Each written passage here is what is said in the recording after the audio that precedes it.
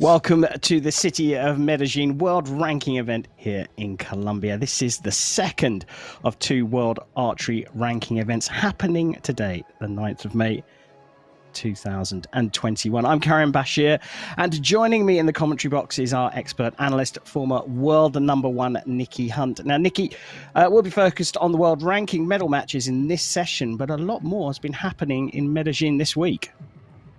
Yeah, that's right. It's also been a junior Pan American Games qualifying event. Yeah, so lots of action here. Third most important competition on this continent after the Pan American Championships and, of course, the Guatemala Hyundai Archery World Cup a couple of weeks ago. And we've got the women and men's compound bronze and gold medal matches coming up first. It looks like we're already ready for our first match, which will be the compound women's bronze medal match.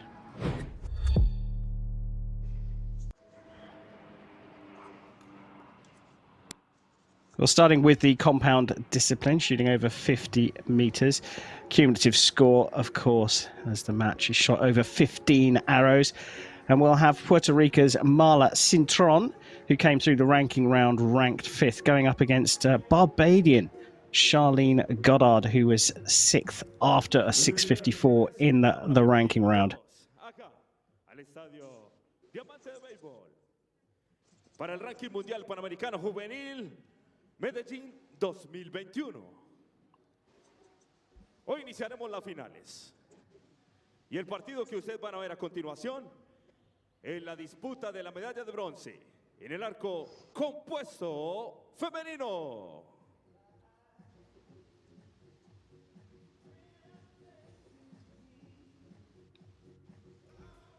As you can see, a limited crowd here in Medellin for the obvious reason. Lots of precautions being taken here in one of the biggest cities in Colombia, mask wearing at all times, unless the archers are on the shooting line.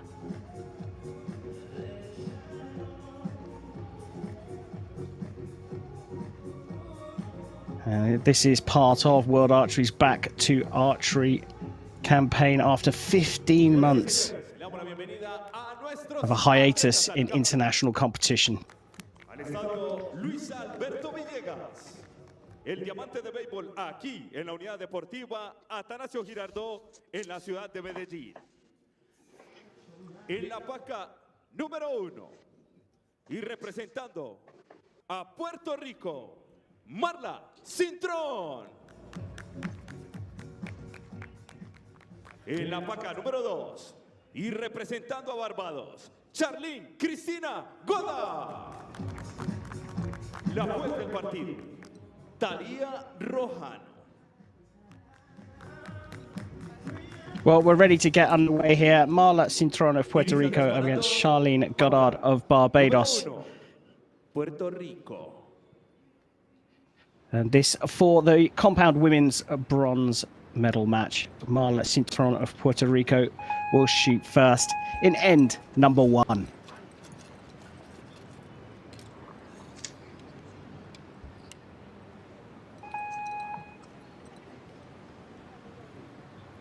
I'll shoot each end in 3 sets of arrows, but it's an accumulative score at the end of 15 that counts. And a 9 to start for Marla Cintron. Good sighter for her.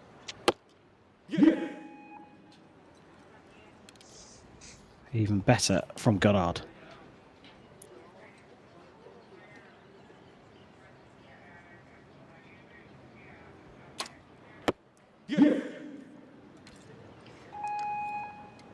It's a good steady start there. Goddard shot her first arrow really quickly. Be interesting to see if she continues at that speed.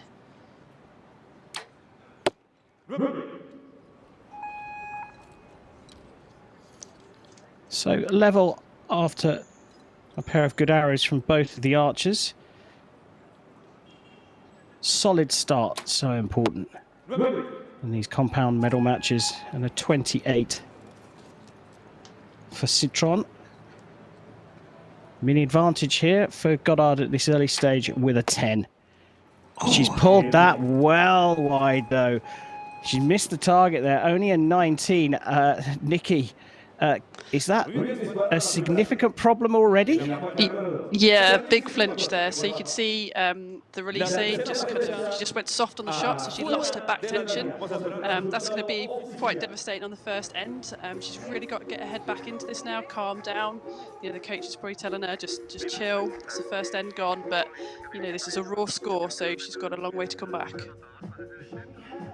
Yeah, 9-point deficit after just 3 arrows, so 12 arrows to recover. She's really got to start hammering it into the center of the target, Charlene Goddard. Solid start from Marla Cintron, though, the Puerto Rican, scoring a very good 28 in the first end, and she's already got one hand on the bronze medal, you have to say. So, Nikki, what could have caused that? Is it nerves? Is it tension? Yeah, definitely. I think nerves. I mean, it's sort of a little bit perhaps target panic. So she's come into this big stadium, just completely lost the back tension, lost the back of the shot completely, and we saw it just miss the target face. So she's really got to chill out now and just get back into a number routine.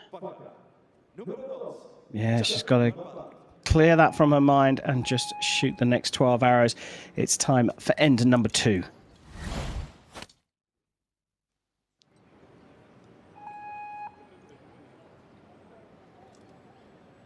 So a miss from Goddard in the first. I mean, she will shoot first in the second. Has to get off to a good start here.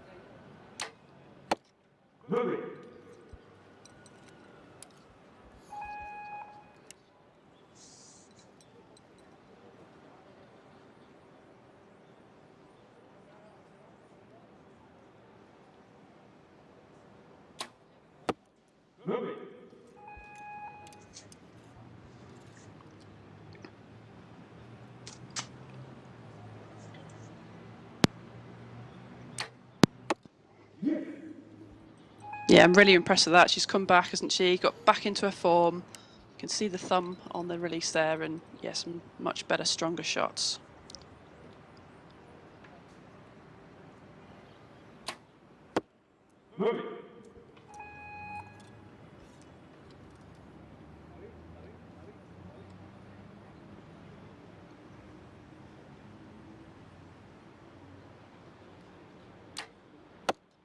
Just a little bit of movement there. It's drifted over into the 8. So a 27.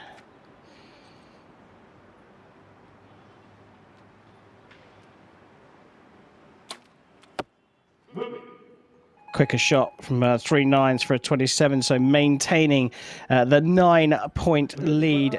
Cintron of Puerto Rico still in a very commanding position. So, Nikki, I suppose, tough for Charlene Goddard. She has to recover, and she's shown that she can in that second end. But, I mean, what's going to be going through Marla Cintron's mind? She must be thinking, well, I've got this in the bag already. Yeah, I mean, it's really dangerous thinking. You've got to stay right now in the present tense. If you start to think about, could I win this match, that brings in all sorts of thoughts that you don't really want. So even whatever's happening with your competitor, you just got to stick with your normal routine and stay with your normal shot process. Yeah, stay disciplined, of course. Now, with these championships, we've had 2 today, one in Slovenia and this one here in Colombia. You tend to get a bit of a regional flavour, a continental flavour to the ranking events. Yeah, definitely. Obviously, we're seeing more of the South American shooters in this event today. And we've seen them, as you've already said, already at the World Cup and the Pan Am Games. So, these guys have been out there, they've been shooting internationals, and it's good to see them shooting well. Oh, and it's great to be able to bring you, the fans, the coverage. It's time for end number 3.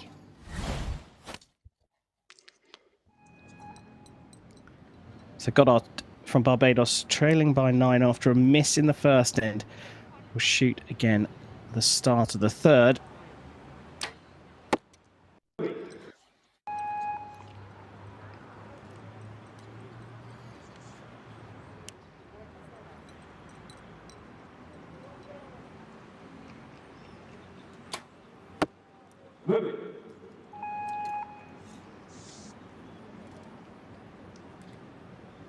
So watch Goddard wrapping her thumb around. See that trigger there, and the thumb is on, and it goes very quick.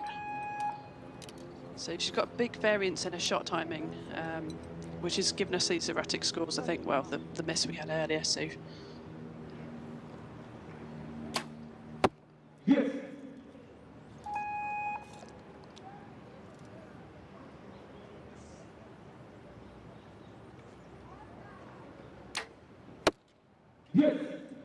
Couple of quicker arrows there, and her best score so far of a 29. And then number 3 can be matched by Cintron. Bit of movement there, drifting over to the 9 for a 28. So just closing the gap up a tiny bit there, Goddard. And Nikki, you mentioned a variation in her draw. What would you say as a coach to fix that for the Barbadian? Yeah, I mean, so Goddard is shooting more of a what we call a punch. She's laying her thumb on the trigger, and that's when we're getting the variances in the shot timing. So that's her style of shooting. She's just got to keep it calm, keep it relaxed, stick to her normal process. Where Citron's shooting a very different way. She's shooting a hinge. So the release aid kind of hinges and moves back as she uses her back tension and pressure to make the shot go off. So very different styles. Yeah, very different styles. And you mentioned punches for those of you out there that want to know more about the punches. World Archery have recently released a video about the archers that choose to punch. It's all over Facebook and YouTube and all the usual places. It gives you a really good idea of the differences between the techniques that different archers employ. Here, the puncher, well, is having to punch from behind, trailing by 8. As we go into end number 4.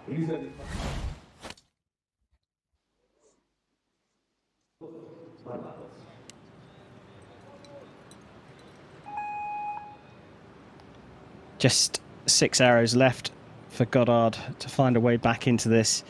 But you have to say, with each arrow, getting the bronze medal is going to seem further and further away unless we see a mistake from Cintron.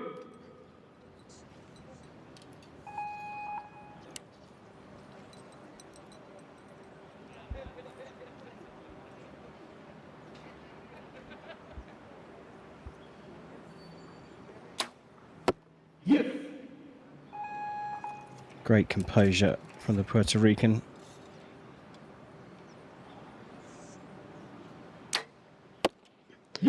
Another quick shot there. You can see a thumb on the trigger quite quickly and it going off. So watch the difference here with Citron. She's getting into position, then she starts, her thumb comes away from the hinge, she's on her back tension, pushing and pulling. Very different style.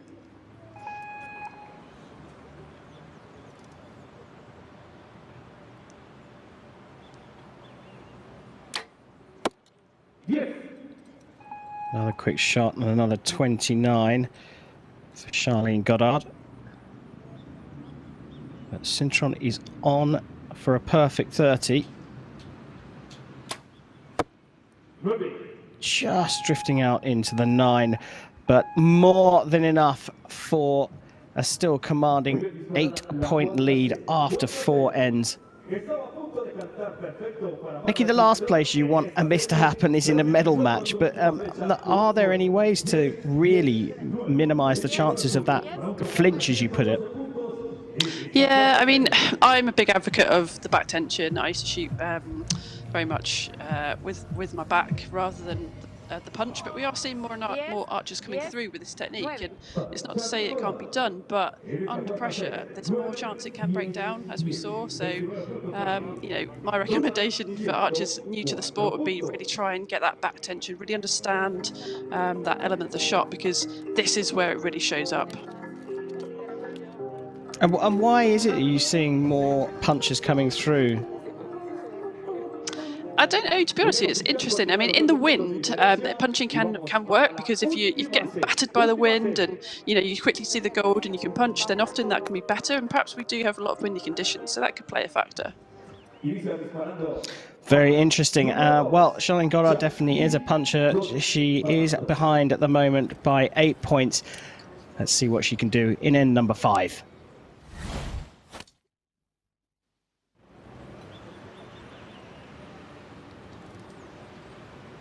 Lot to ask for from Charlene Goddard.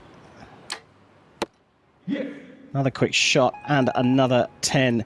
Really, with 3 arrows left for Marla Cintron, Goddard is looking for some favours here.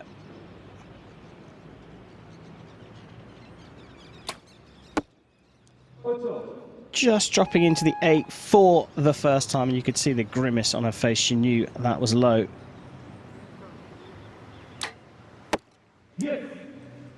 Another quick shot. That puts the pressure back on Cintron because she hasn't got much time to recover, especially after that bad shot.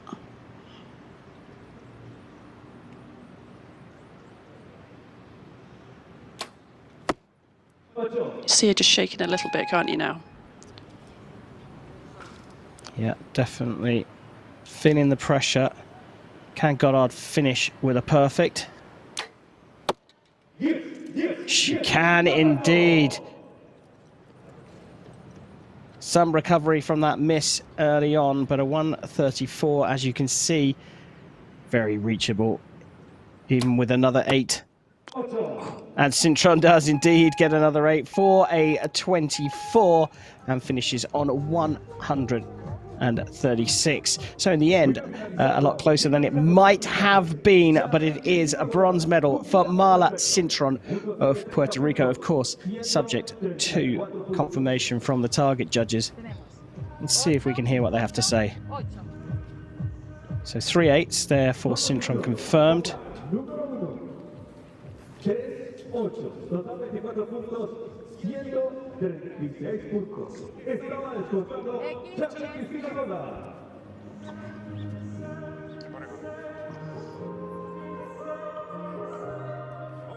It sounded like certainly 1x there and 2 10s.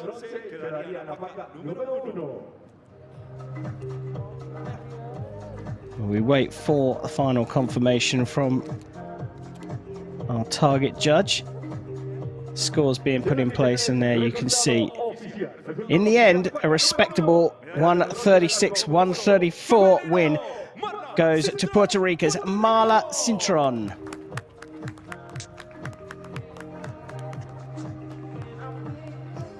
Well, it was all over before it began, really, for Charlene Goddard of Barbados. Nikki, that miss on her 3rd arrow, well, it told the whole story of the match, really.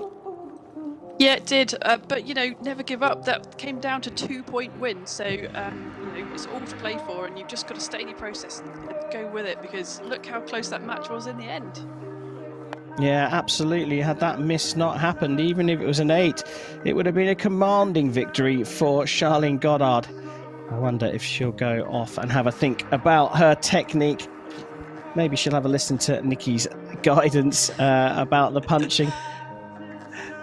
They're now changing the targets, clean faces, because that's the first of 8 matches that we've got here in this live coverage from the City of Medellin World Ranking event. We've got the compound women's bronze medal already awarded to Marla Cintron of Puerto Rico. So we'll switch our attention next to the gold medal match, and a fascinating one here in Colombia. 2 Colombians will be going up against each other. Alejandro Esquiano will go up against teammate Sara Lopez. Mouth-watering prospect, Nikki. Yeah, absolutely. The world number 2, Sara Lopez. Yeah, I just want to see how she gets on. She didn't shoot that well in Guatemala, so you know, it's really time to prove herself back again here now. Yeah, and a big opportunity for Esquiano as well, who's been in the shadow of Sara Lopez for some time now, but let's not forget she was the 2013 Hyundai Archery World Cup final champion, so is a serious contender against Sara Lopez. Out come the judge and the coaches for the first of our 4 gold medal matches here this afternoon in the beautiful city of Medellin. Para que a continuación vean la final del arco compuesto femenino, disputando el oro.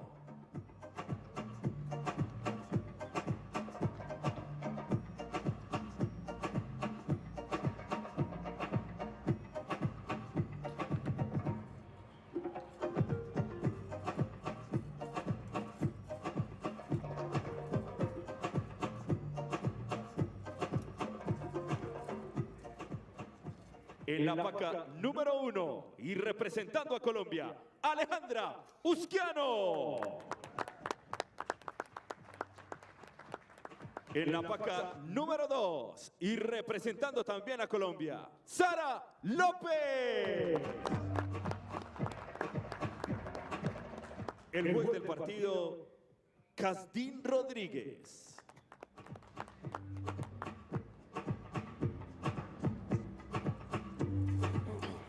So introductions made. Escriano on target 1. She'll shoot first, and Sara Lopez, her compatriot, will shoot second. It's time to go for gold and end number 1.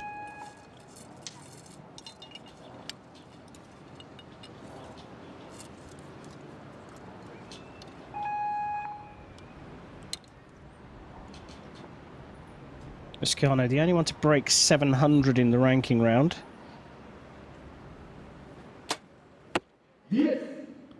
Begins beautifully.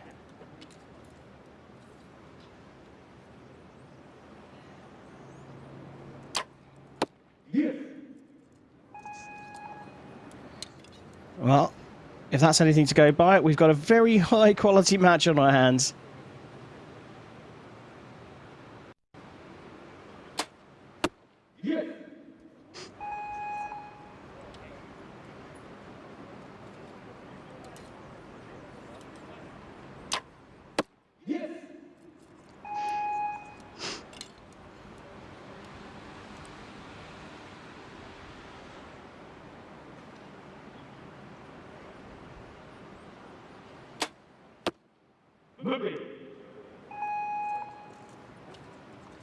Just holding on to that one a little longer, I suspect, because there was a little bit of a blustery wind.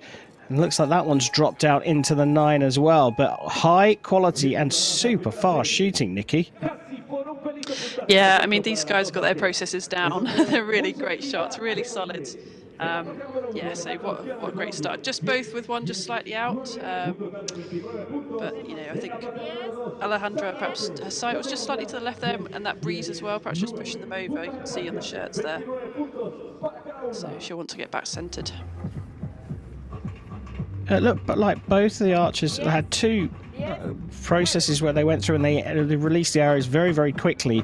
And one of the 3 was they just held on for a little bit longer, but it looked deliberate. Yeah, it may or may not have been. Ideally, you'd keep that timing the same every shot, keep that same process. You wouldn't wait around for the wind or anything. You'd just keep your normal aiming pattern. You know, aim off if you need to, the wind there, that breeze. But yeah, sometimes it can vary a little bit. Well, certainly high quality was what we expected, and that's what we've got if the first end is anything to go by. All square on 29 points each, and both getting advice from their coaches in the break. So clearly, the fact that they are competing for the same country, they still want gold here. Let's find out if either of them can break into the lead in end number 2.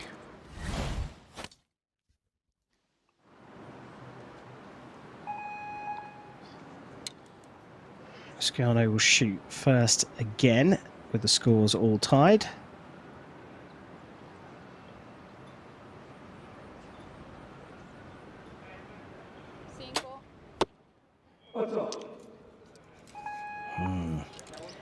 That could present a big opportunity to Sara Lopez. Taken after the disappointment of a subpar performance at the Guatemala Hyundai Archery World Cup stage number 1, Lopez has a chance to redeem herself immediately.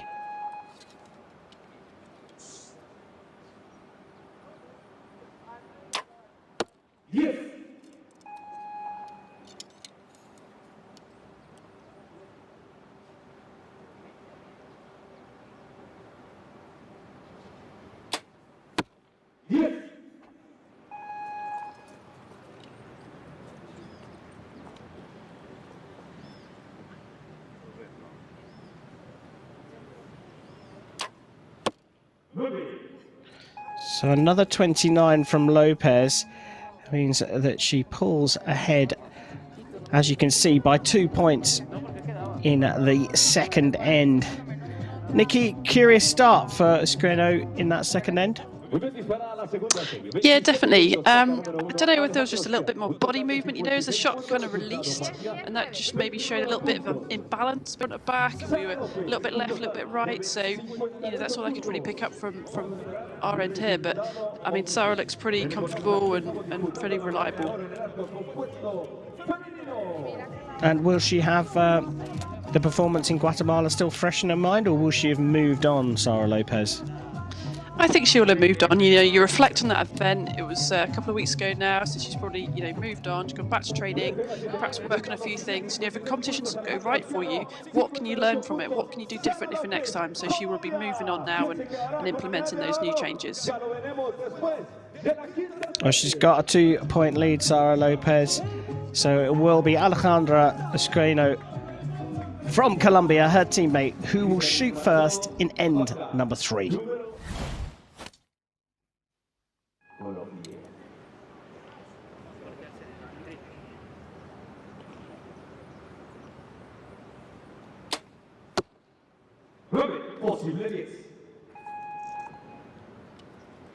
That one, it will go to a measure, and Escrino making a little adjustment.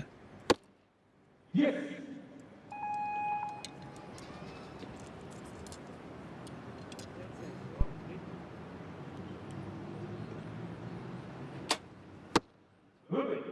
Just seeing a little bit of movement in that bow, can't you, as she's aiming there. We're not robots, we can't hold it dead steady. We're going to get a bit of movement. Sarah looking more solid.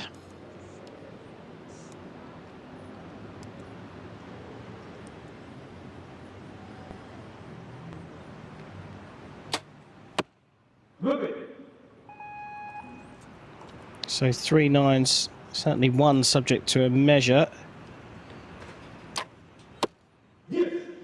And the first perfect from Sara Lopez. It's been boiling up, a 29 in the first, a 29 in the second, and the smile says it all.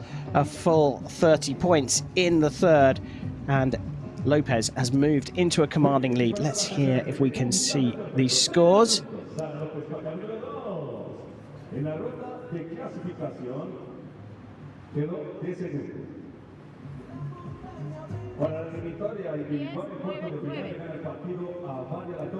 So the first arrow was indeed marked up to a 10 for Escrino, which puts on 84 points in total. I don't think there's any question of Sara Lopez's 30, so it will be a 4-point lead for Lopez after 3, just 6 arrows per archer remaining. That's going to be a big ask, isn't it, for Escrino against Sara Lopez? Yeah, I would think so. You know, Sarah's looking really comfortable, isn't she? She's in her groove, she's looking happy. So, you know, there's not a lot you can do. You've just got to go out there and shoot the best you can and hope that something might drop your way. Yeah, absolutely. And opportunities like this to go head-to-head for Escrino won't come around very often. Can she get back in end number 4?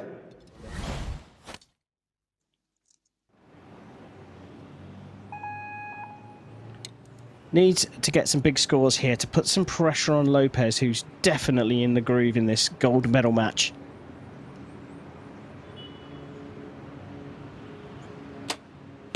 Yes.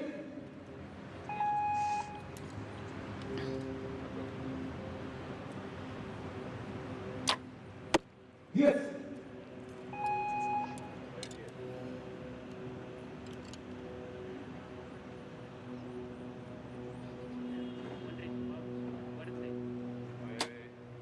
Yes. That is just the opening she needed here. Really put the pressure back on. Yes.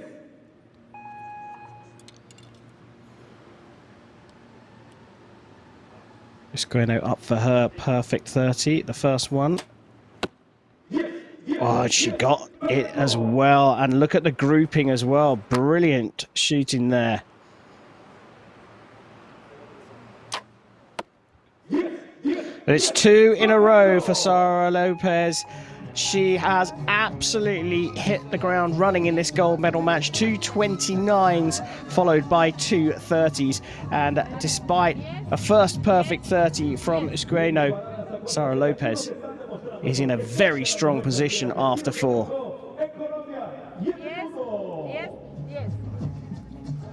So confirmation of the 30 for the pair of them. Nikki, struggle here for Usqueno here, 4 points behind and just 3 arrows left. Like you say, it's not over till it's over. Yeah, that's right. Just sort of stay in your groove, and you know she's really found some form here in this 4th end with that 30. So she should be feeling a bit more relaxed, a bit more confident going in. She's got nothing to lose, so just keep shooting those good shots. Yeah, and shooting first gives her the opportunity to put pressure on Sara Lopez there, but Sara Lopez today looks pretty unflappable. Let's see what Usqueno can do in the 5th and final end.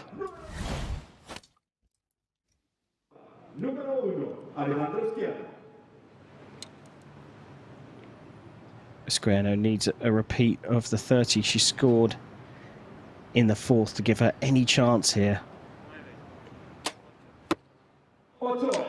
That is not the start she was looking for.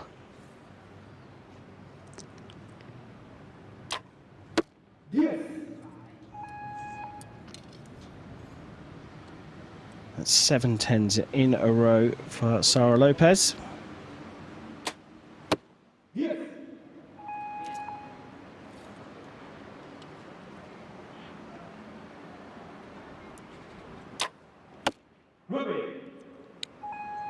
Well, she can miss the 10, but only into the 9.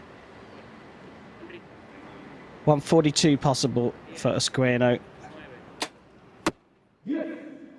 And it is a 142, 2 10s to finish. But as you can see,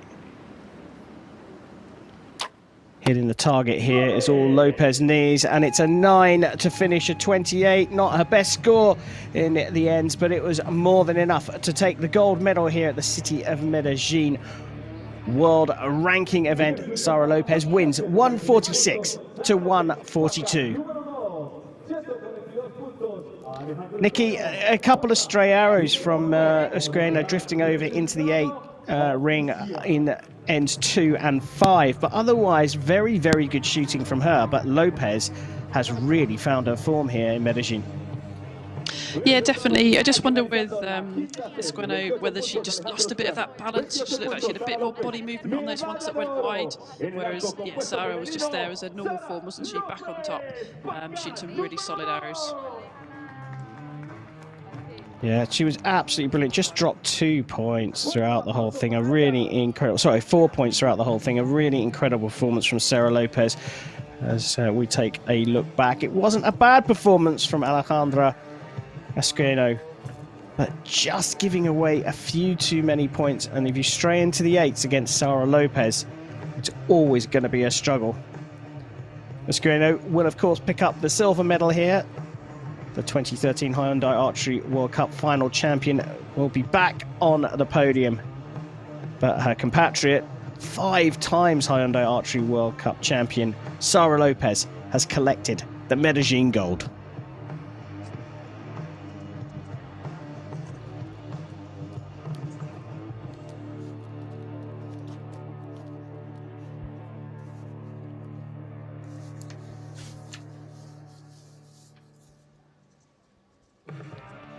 They make a big deal about this event, as you can see, despite some of the restrictions that we're facing around the globe. They've really put on a great show. There's a limited crowd there, but let's hear from our gold medalist, Sara Lopez.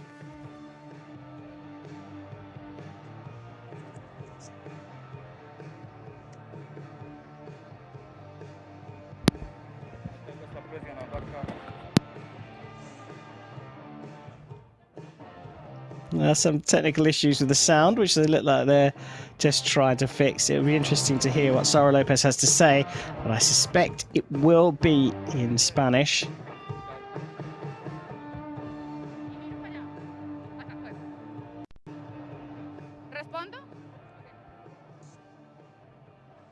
Sara, felicitaciones por este oro, de regreso al podio internacional y aquí en casa, ¿cómo te sientes? Estoy muy contenta porque la verdad necesitaba este triunfo para borrar ciertas sensaciones que tuve mal en la Copa del Mundo de Guatemala. La final fue muy emocionante porque fue contra mi compañera Alejandra, sabemos el nivel que cada una tiene. Estoy muy contenta de poder disparar en mi casa. Lástima que pues mi familia no pudo venir a verme, pero sé que me están viendo en este momento en televisión y estoy muy contenta porque represento con mucho honor a mi país y a mi departamento también. Un partido casi perfecto, todas tus flechas en el amarillo. ¿Cómo lograste ganar este partido hoy? Pues fue un poco difícil porque había mucho viento, en las últimas 2 flechas me las arrastró el viento, estuve precisando mucho, pero al final digamos que con la diferencia de puntos me calmé un poco, dejé de precisar tanto para estar más tranquila, pero muy contenta porque hace mucho no tiraba estos puntajes y me alegra mucho poder haberlo hecho bien en mi casa. Y ahora, ¿qué sigue para ti después de este evento? Pues aún estamos a espera de confirmación del resto de las Copas del Mundo. Este año tenemos el Mundial y el objetivo más importante es clasificar a Juegos Mundiales. Ok, con gusto. Well, my Spanish isn't perfect, but there was a reference to bouncing back from a subpar performance at the Guatemala Hyundai Archery World Cup Stage 1 just a couple of weeks ago, and how it was nice but difficult to compete against her teammate, but very nice to be competing on home soil and shooting so well in the final. That's about spot on, isn't it, Nikki? Yeah, I didn't study Spanish, but I think you bang on there. That was perfect. Well, no time to rest on our laurels. We will, of course, be giving medals out a little bit later on here in Medellin, but we switch our attention now over to the men's side of the draw, and it's time for the compound men's bronze medal match. Señoras y señores, por favor, den la bienvenida a los arqueros al campo. Luis Alberto Villegas, que van a disputar la medalla de bronce en el arco compuesto masculino. En la vaca número 1 y representando a Colombia, Jagdi Singh. En la vaca número 2 y representando también a Colombia, Sebastián Arenas. La juez del partido, Talia Rojano.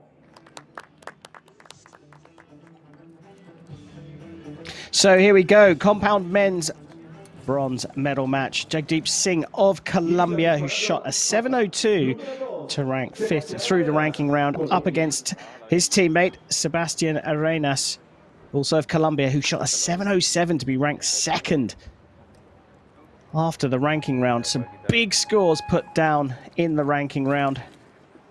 Now it's time to start our bronze medal match with end number 1.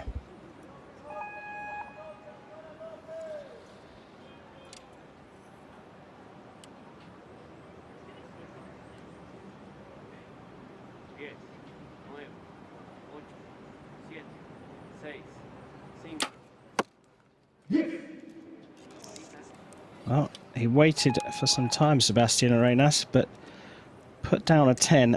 Let's see what Jagdeep Singh can start his bronze medal match with.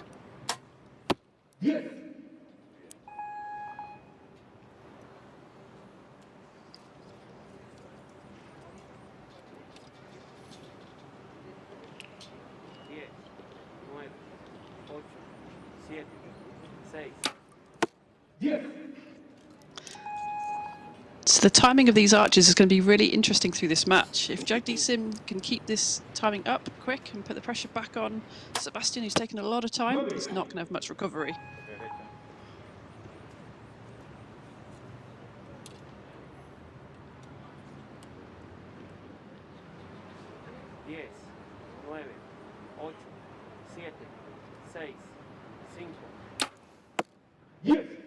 Going to the wire on all 3 of his first end arrows, but coming away with a perfect 30. Can't start better than that. Well, called a 9, subject to a measure. Difficult for us to confirm from here whether that's a 9 or a 10, but whatever the case, Sebastián Arenas has shot a perfect in the first end. What does that do for your confidence, Nikki? Oh yeah, it's going to give you a fantastic mental approach, I think, going forward. So, it doesn't get better than that to open up in this medal match with a 30. He's going to be really confident. He's just got to stick with it, do the same thing again.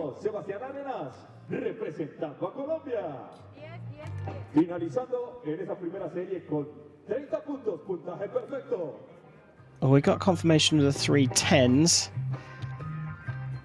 We just got to find out whether Singh has started with a 28 or a 29.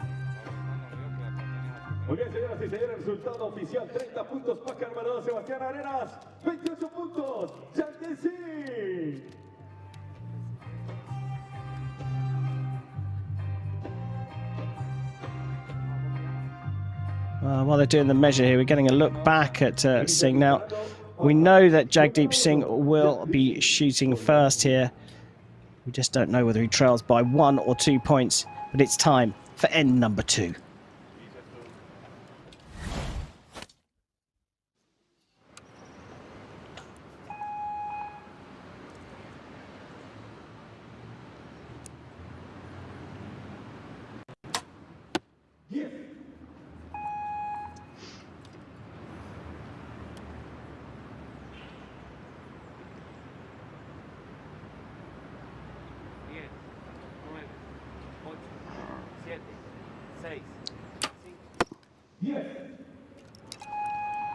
Well, that's all 10s so far for Singh.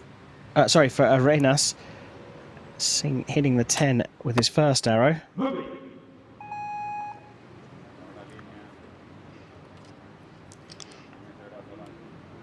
Arenas has just got a very slow setup as knees, coming up to full draw, sighting about 10 seconds to go and using quite a lot of time, but fairly consistent each arrow.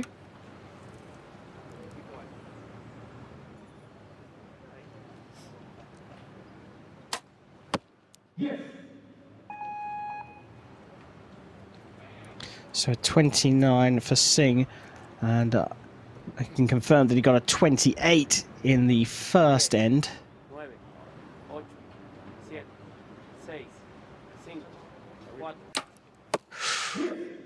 The longest of the lot, but it's another perfect 30 from Sebastian Arenas of Colombia, who now leads by 3 points, 60 points to 57 after 2 ends.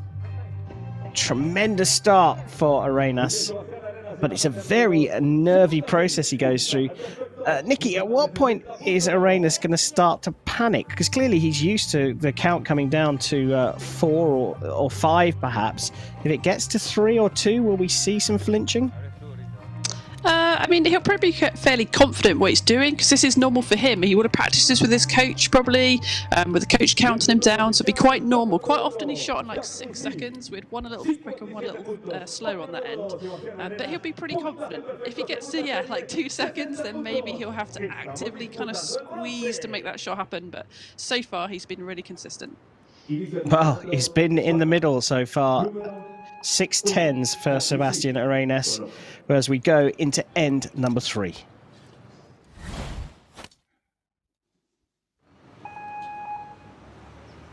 It's been 9s and 10s for Jagdeep Singh.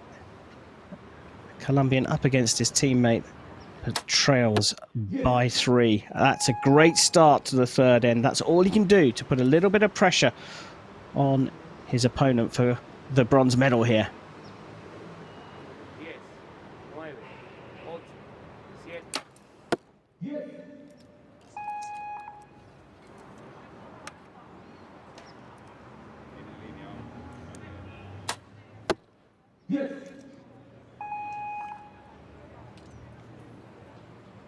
So when your opponent shoots a fast shot like that, it doesn't give you a lot of recovery when you're spending 10 seconds at full draw. So, you've really got to have that endurance to get through these shots.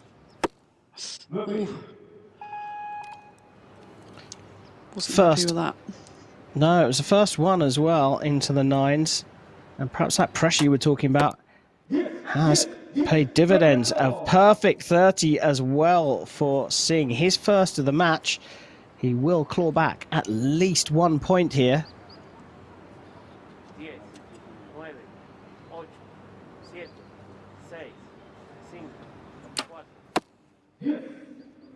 back in the 10. So it was a recovery by a single point for Jagdeep Singh.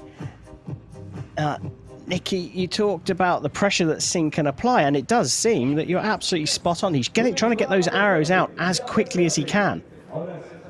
Yeah, when your opponent's taking that 10 seconds at full draw, if you shoot quickly, they really haven't got that recovery time. So over 3 arrows, you know, that kind of lactic acid is building up in your arms. These guys, you know, the maximum they can draw is 60 pounds. So, you know, it's quite a lot of draw weight, and they've got added weight on the bows as well that are holding at full draw. So you really can feel the blood, you know, disappearing in your arms.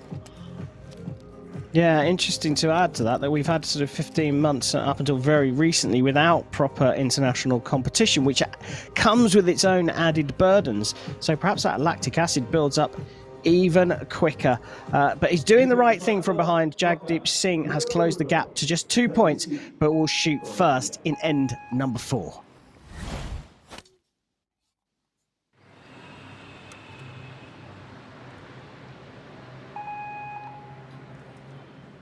So Singh, having fallen behind early on, is starting the process of the comeback. Wasn't happy with that one. Gets away with a 9.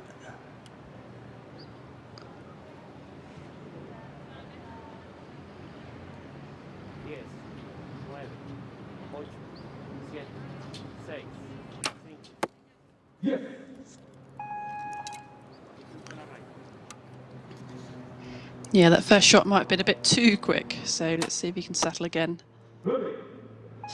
Maybe on the line.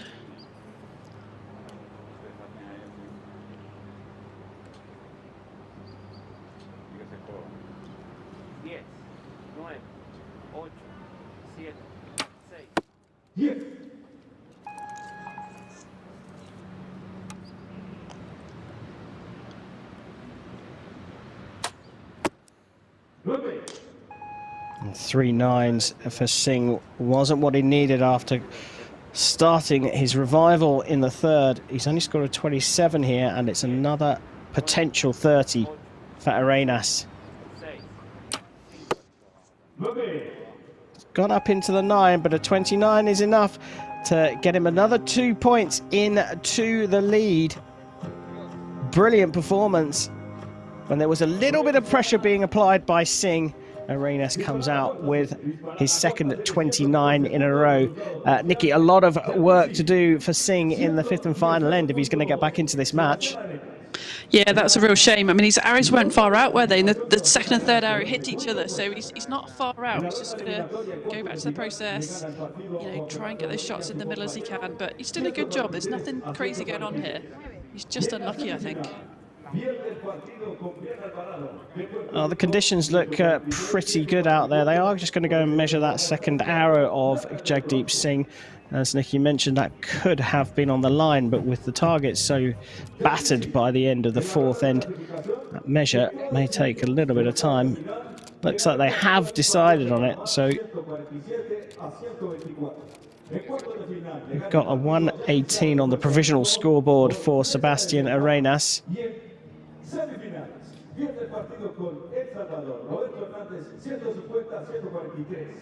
Very solid, but there's the grimace from Jagdeep Singh. So 114, Jagdeep Singh trails his teammate and opponent for this bronze medal match, Sebastian Arenas, who shoot first in the final end.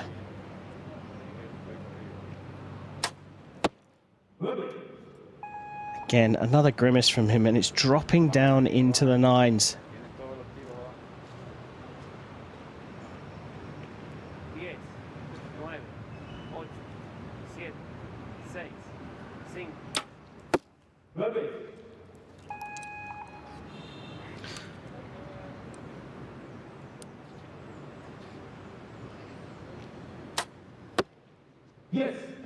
That was better. That first shot just looked like he'd lost some power through the shot and again dropped low, but managed to bring it back on that second shot.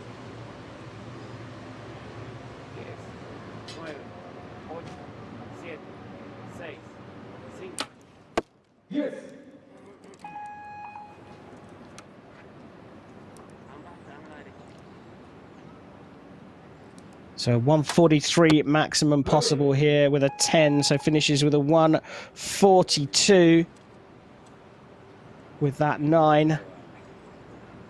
Just 5 shy. Sebastian Arenas hasn't come outside the 9 so far. And he puts it into the 9 to finish with a 28, which was more than enough to take bronze here. 146 to 142 for Sebastian Arenas. The Colombian beat his teammate Jagdeep Singh in the Medellin world ranking event here. So bronze for Sebastian Arenas in the first of our compound men's medal matches.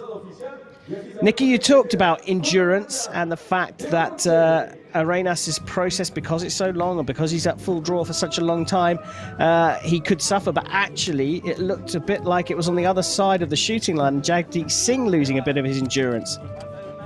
Yeah, definitely. I mean, the shots were quick, weren't they, from Singh? But I wonder if he's just losing a bit of the balance, a bit of the power, dropping low and fall there. But, you know, Arenas just shot really solidly, didn't he, throughout, and really good timing throughout. He kept that nice timing all the way through, and that's really important. Yeah, well, he was making me feel nervous with the length of time he was at full draw, but it works for him. He's got the bronze medal here at the City of Medellin World Ranking event. So we take a little look back at some of those shots, and I've got to say, Jagdeep Singh didn't shoot badly, 9s and 10s throughout, but it wasn't quite enough when he was up against in-form Sebastian Arenas in this bronze medal match.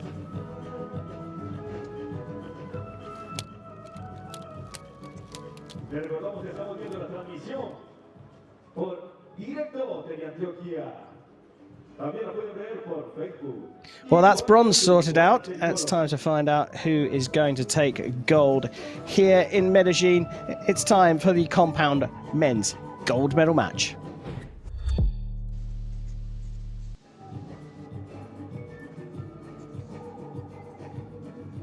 Well, we're here in the beautiful city of Medellin in Colombia, famed for its strong contingent of archers.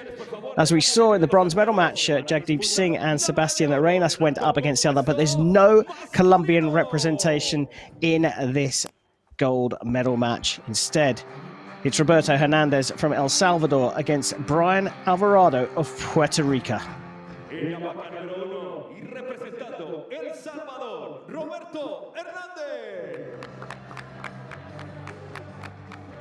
En la paca número 2 y representando a Puerto Rico, Brian Alvarado. El juez del partido, Casín Rodríguez. Inicia disparando paca número 1, Roberto Hernández, El Salvador. So here we have it.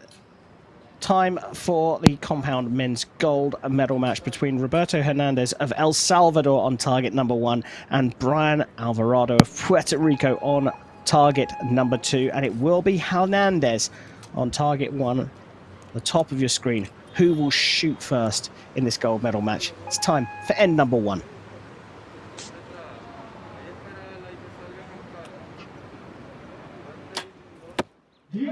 Oh, what a start! Tickling the spider. Perfect from Roberto Hernandez. Bit of a reset going on here. Bit of nerves for Brian Alvarado from Puerto Rico. Used a lot of time to get into this position. Had a very, very fast shot. How did he get a 9 out of that? Yeah, he left his face mask on. It was completely natural to him to still be there when the buzzer went off, and he had to remove it very quickly before he got that arrow away, which fortunately he did in the time. They only get 20 seconds to shoot. Incredible, really, from Alvarado.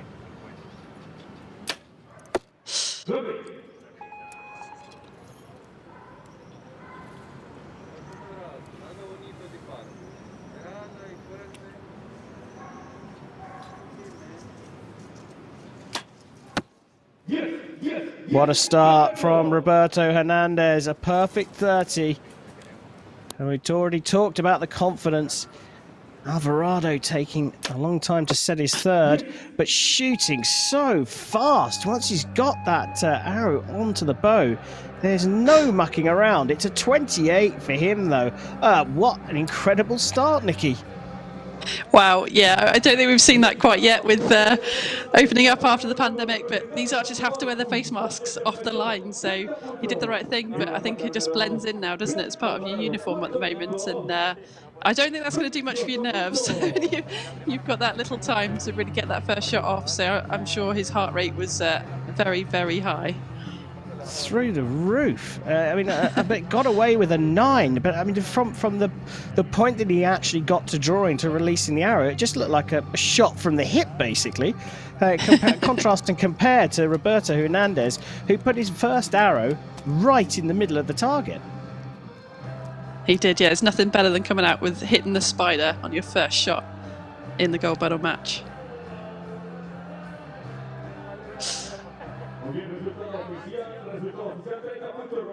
Seemingly cool as a cucumber, the Puerto Rican Brian Alvarado starts the match with an incredibly impressive 9 after forgetting to remove his COVID mask, but trails by 2 as we go into end number 2.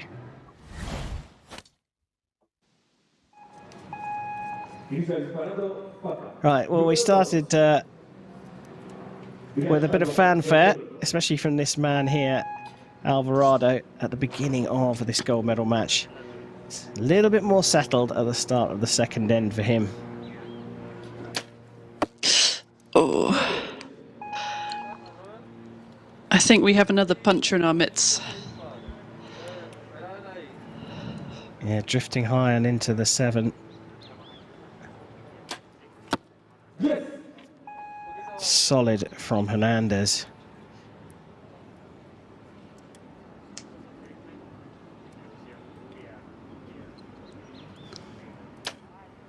Yes.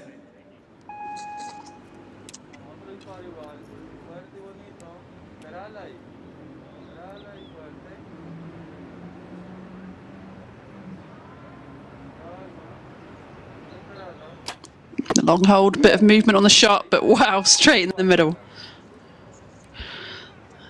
Yeah, incredibly solid from Roberto Hernandez.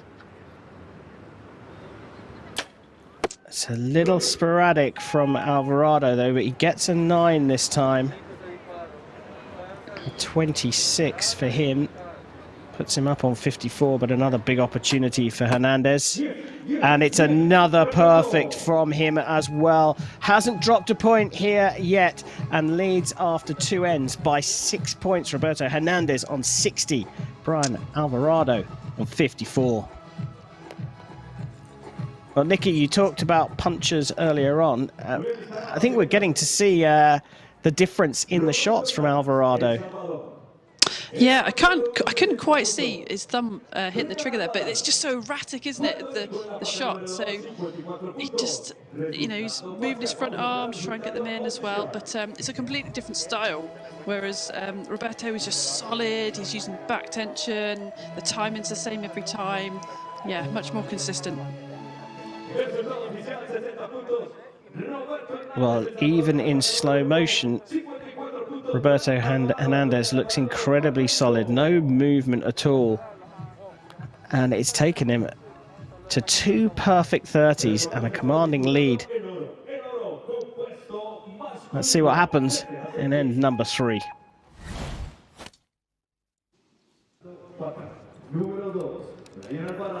So Brian Alvarado from Puerto Rico, a former under-18 world champion back in 2017, finds himself in a little bit of a hole here, but he's shooting first and has a chance to put some pressure on his opponent, Roberto Hernandez.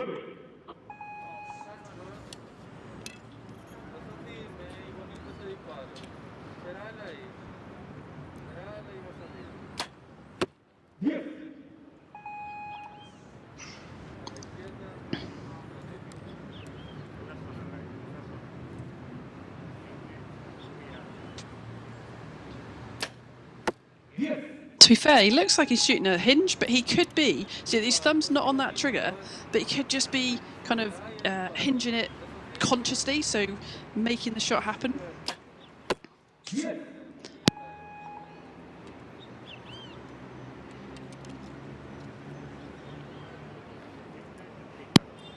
Yep, see the thumb come off the peg.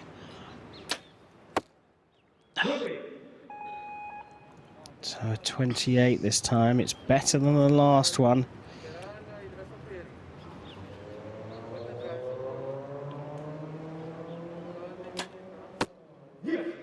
Oh, just look at that. 3 in a row. Hasn't dropped a point, Roberto Hernandez, in this gold medal match. And has 90 points. You can't get more than that after 3. An incredible performance from him, and he's 8 points ahead of his opponent, Brian Alvarado. Well, look, we've talked about Alvarado's variety, and it's a little erratic, as you put it, but Hernandez is opposite end of the scale, isn't he? Yeah, he's just dead solid. You know, he's coming to full draw, settling in. I think, you know, shooting lovely back tension. The shots are the same timing every time. He's just up there aiming and just waiting for that shot to break. And we've seen a lot of times with Brian, you see the arrow fall off the rest then, and he's kind of hooking it back with his finger to get it back on.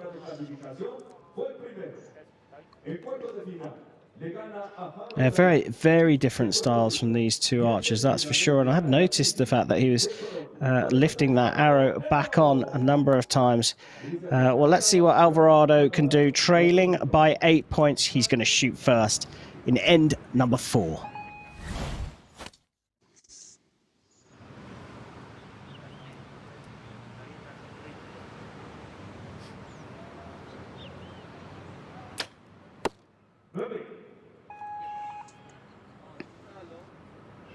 Making a little adjustment, the Puerto Rican.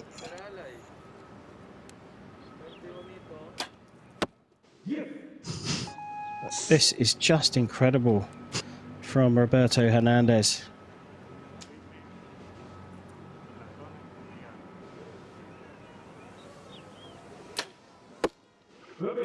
Those shots looked much calmer, didn't they? You could see he set up, he took his thumb off, he was really working the hinge back tension, but just glancing out into 9s, both of them. Oh, solid.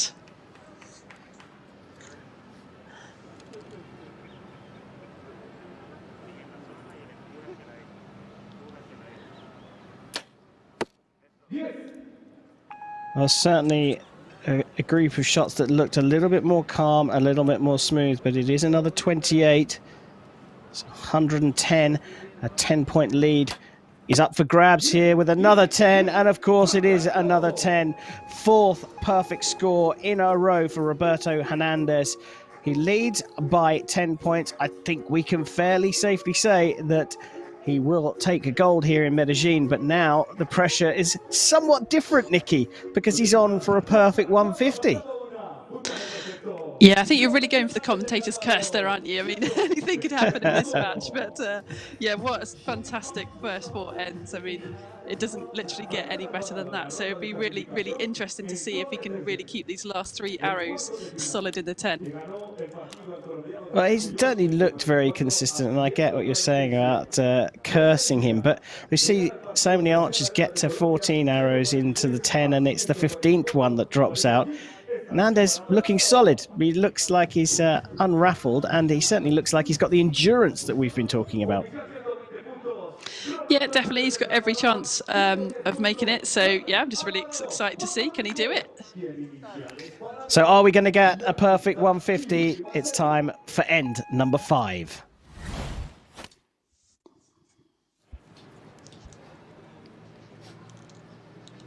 So Brian Alvarado from Puerto Rico on target number 2, shooting first in this 5th and final end of the compound men's gold medal match, trailing by 10 points.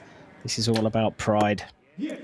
Starts with a 10, and his shooting has become a lot more, well, just controlled in the last couple of ends. Hernandez has been control personified throughout, and is still on for a maximum 152 arrows to go for him, as there are for Alvarado. Another 10, and he's on for his first perfect score.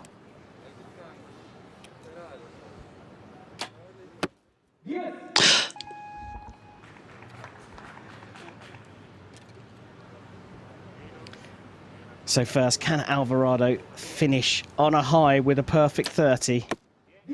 Oh, yes, he can. What a great recovery from him to finish on 130. But all eyes on Roberto Hernandez. 150 up for grabs. Boom! He's hit it. What a brilliant performance from Roberto Hernandez from El Salvador. 15 10s in a row. What a brilliant way to take gold here at the City of Medellin World Ranking event. A 150 to take gold. Brilliant, brilliant, Nikki. I love seeing the 150s, but I mean, what a talent to actually be able to score it on a world stage at a big event like this. Yeah, absolutely. To stand out here with the big screens, look at this, you know, quite a dominating field. You stand in there, and yeah, just to perform like that in the gold final, absolutely incredible. Amazing stuff from this man, Roberto Hernandez. In the gold medal match, he started with a quite brilliant shot that hit the very center of the X-ring. And it was a sign of things to come. Look at that group that he shot, and the final couple of arrows going in. He just stayed so calm throughout. Went through the same process time and time again. And there was a hint of a little smile from him as well. And there you go. I did it. That was a 150. Perfect stuff from Roberto Hernandez. And it was a great recovery from Brian Alvarado after a dramatic start where he forgot to remove his mask.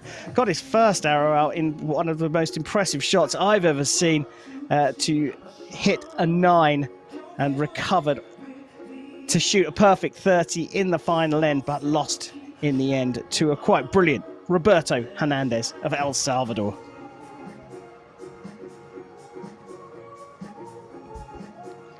Well, as you can see, no rest here in Colombia as we reset the range for our recurve archers who are coming up very soon.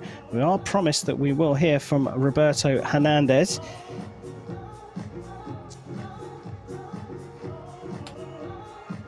And as World Archery's back to archery events continue, let's go and have a word with our latest gold medalist. Pues muy satisfecho del trabajo, muy alegre. Creo que ha sido un año que me empezó un poco difícil. Había esperado estar en este nivel y pues yo estoy pensando con vistas al campeonato mundial, entonces se va acercando el nivel que deseo tener para esa fecha y satisfecho con el trabajo de esta semana. No todos los días se tira un puntaje perfecto en un partido como el de hoy. ¿Cómo lograste hacerlo? Pues ya había tirado, lo tiré en semifinales, entonces pues venía con la mentalidad de quizás no hacerlo, sino que disfrutar y tratar de buscar esa sensación de ese partido que había tenido en semis. Ya estando acá pues salió todo, me empecé a sentir muy cómodo, tuve uno que otro error, pero terminaron entrando, pero de verdad que mi equipo está funcionando increíble, así que pues todo se conjuntó para que ahora saliera perfecto. Muchísimas gracias, Roberto. Gracias. Well, there we go. Roberto Hernandez. My Spanish isn't perfect, but he did certainly mention that he was pleased to shoot so well in a world ranking event, and actually noted that he shot a 150 in the previous round against Jagdeep Singh to make it through to the final. So it was back-to-back 150s for Roberto Hernandez. Superb performance from him throughout this tournament.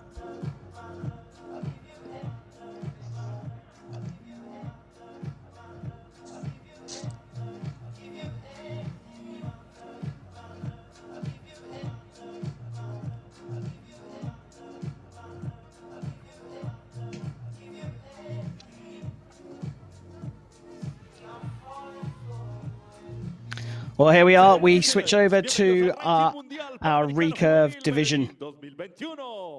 Vamos a darle la bienvenida a las atletas al campo. Luis Alberto Villegas, que disputarán la medalla de bronce en el arco recurvo femenino. En la paca número 1 y representando a Colombia, Valentina Contreras. En la paca número 2 y representando también a Colombia, Ana María Rendón. La juez del partido, Talía Rojano. Inicia disparando, paca número 2, Ana María Rendón, Colombia. So now it's time for the recurve women's bronze medal match.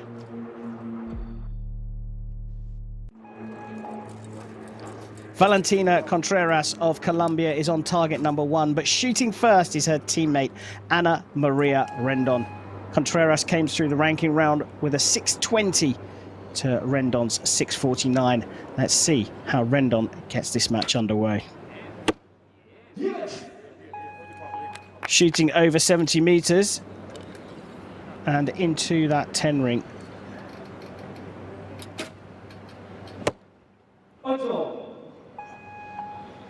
Dropping down it into an 8. We're moved into the set system here, so you've got to get the high score over 3 arrows to get the set points.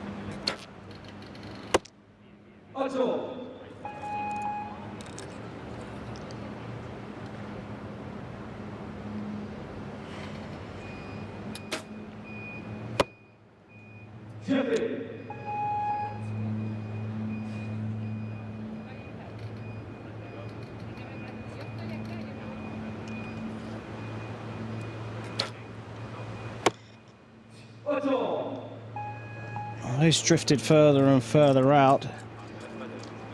26 was the result, but only a 25 possible for Contreras. So the set points already with Rendon, but a better final arrow from Contreras. Finishing on a 24, but the set points go to Rendon. She leads 2 set points to 0. Nikki, no time to rest, so jump straight into this match. What a great start from Ana Maria Rendon, the first arrow in particular. Yeah, it was an X, I think, right in the centre of the 10 there. Really, really good shot. But she looked increasingly nervous through those 3 arrows. If you notice, she just looked shaky. It's going to be interesting to see how she gets on. So are those nerves going to settle down, or are they going to come on top of her? So, you know, her opponent, Valentina, definitely looked more solid, but they just didn't go near the middle. Yeah, and I wonder if that's something she can correct. And of course, with the set system, there is an opportunity to recover immediately because the scores are wiped down to 0. That's right, yeah, it's all to play for. So if you win the set, you're going to get your 2 points. First to 6 points wins, so it's all to play for here.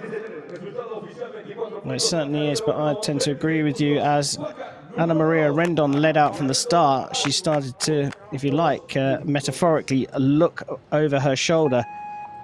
Well, it's already time for set number 2.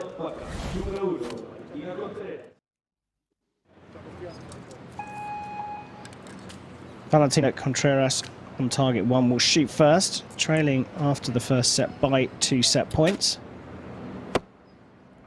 But she's still drifting wide to the right and into the 8.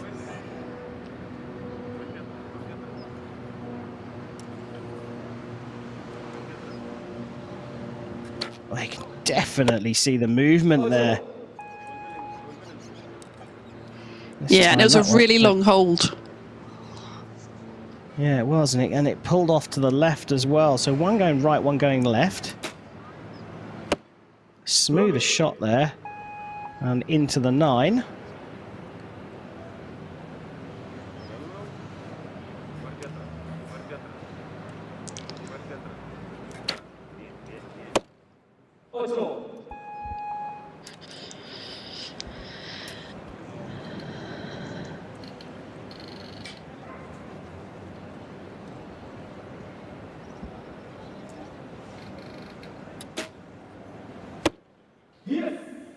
Alright, that's her best shot so far. For a 27. A 9 to draw level. Sorry, a 10 is not even enough for Rendon. Oh, especially seeing she's having to redraw. Very quick arrow, crikey, into the 10. So a 26 for her, if that was shot up in time, but it wasn't enough. And just like that, Contreras has drawn back level. What a curious set. Yeah, it was indeed. I think the pressure is just getting to her. She's getting slower and slower in the shots. She just could not get that clicker, the arrow through the clicker. So there's a little draw length indicator on the bow. Those archers are pulling that arrow through until it goes click, and she just couldn't get the expansion on the shot. So she came down for another try, but was it in time? I wasn't sure. Very, very close, that is for sure. I mean, but whatever happens, she was never going to overtake Valentina Contreras, who'd shot a 27. But a recovery, nonetheless, for Rendon to redraw and then release very quickly and get a 10.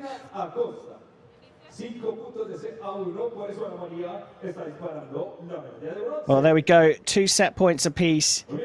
Honours even through the first 2 sets. Let's see what happens in set number 3.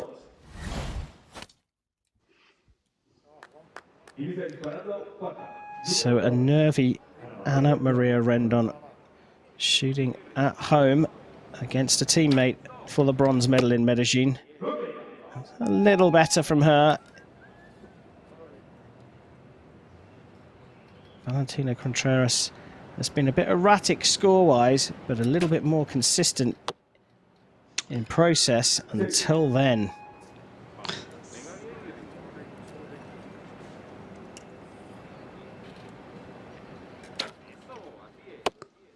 Slightly longer hold. That first shot from Rendon was really quick, wasn't it? There wasn't so much shaking, there was better movement, she was much more positive with it.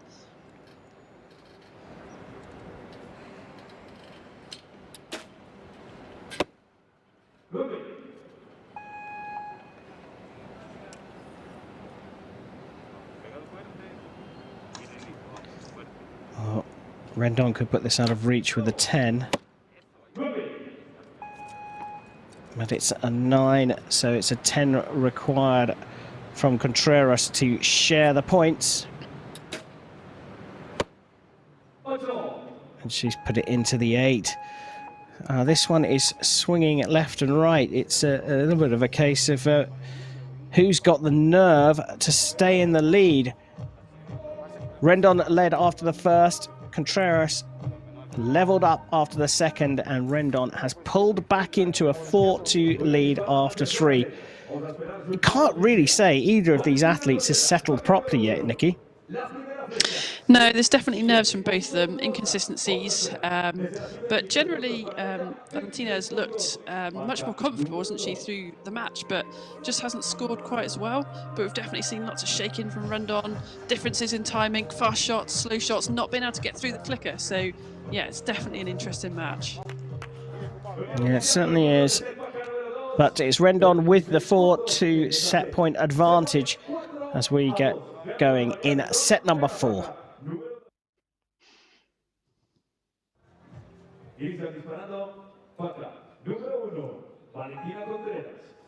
So Contreras will shoot first by virtue of trailing. She can find the centre of the target. That will apply pressure to Ana Maria Rendon, who looks nervy already.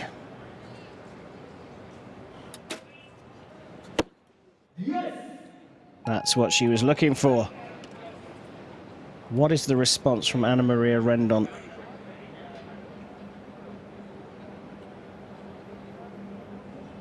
We see the movement in the stabilizers. It's a long hold and a grimace there. It's on the 7-8 line, subject to a measure.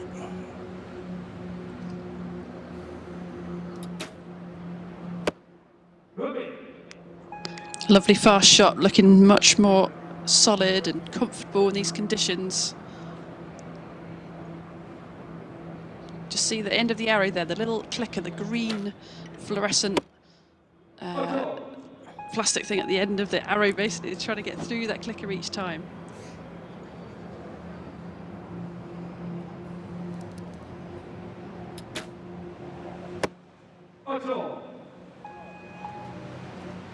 Well, finishing on a 27, I've got.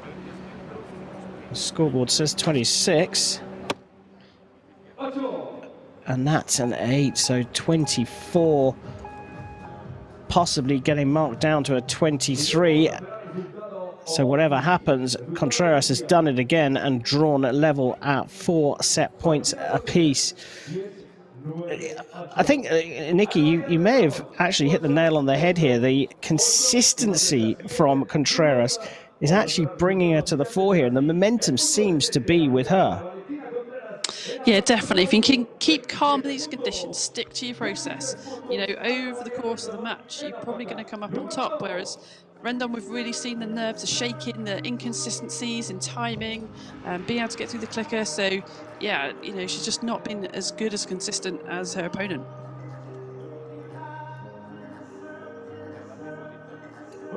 We'll take a look back at some of these brilliant slow-mos. 4 apiece, nothing to separate them, so it's time for us to find out whether they can be separated in end number 5.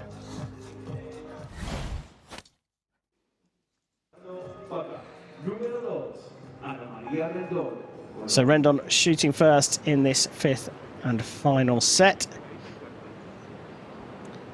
Can she steady her nerves? Lovely shot. Good start from her.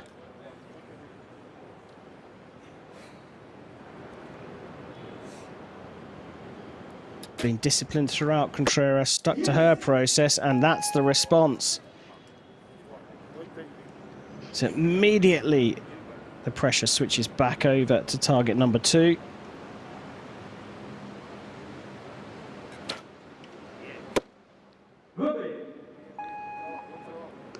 She didn't look as happy.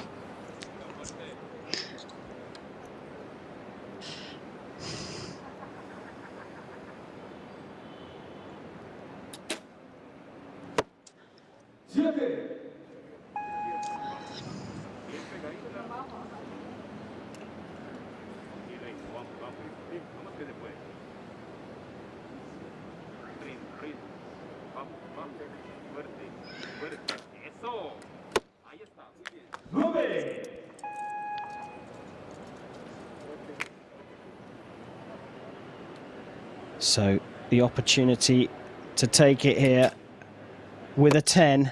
Oh, she's dropped into the 8. And another curious end here, Nikki. Yeah, definitely. I mean, we weren't expecting that at all, were we? Well, if the scores are confirmed, that will be Rendon, who's managed to battle with nerves throughout this bronze medal match. And when there was an opportunity for Valentina Contreras to take it or even draw level with a 9, she drops it into the 8, and the nerves in the end got to her. A 6-4 victory for Ana Maria Rendon of Colombia against her teammate Valentina Contreras, subject to confirmation, and a very, very curious end. And nerves was the real story in this bronze medal match.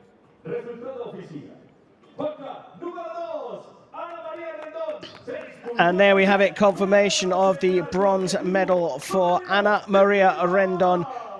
She takes Recurve Women's Bronze at home in Medellin.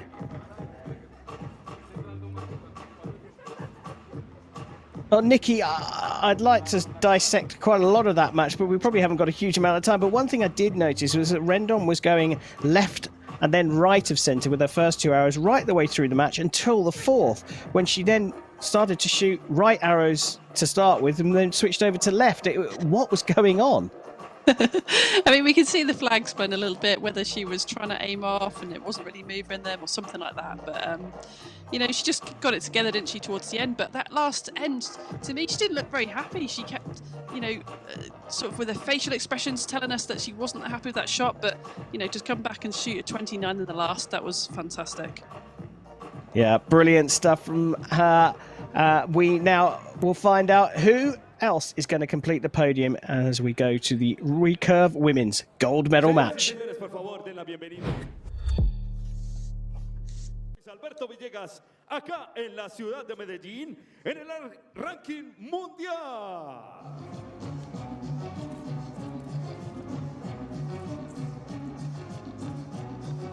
En la paca número 1 y representando a Colombia, Mayra Sepúlveda.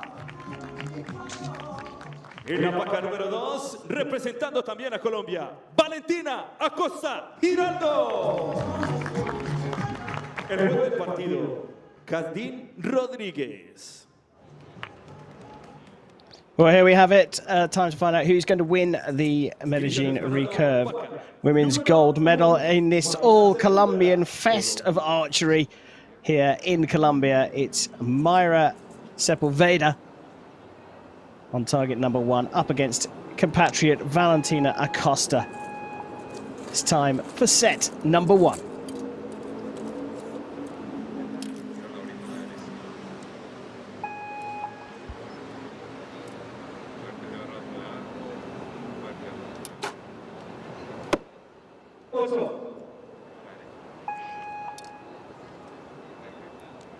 Sepúlveda starting with an 8.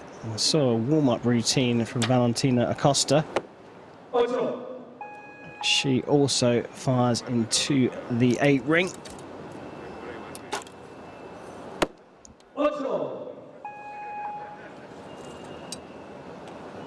It's an interesting swing of the arm, isn't it? That's part of her habit, I would imagine, her routine mentally, just to get into the shot.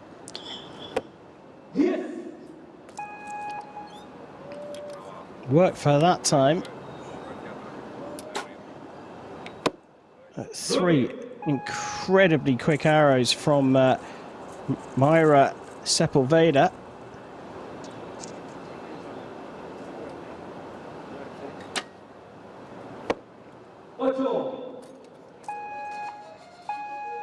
Uh, 26 for Acosta there.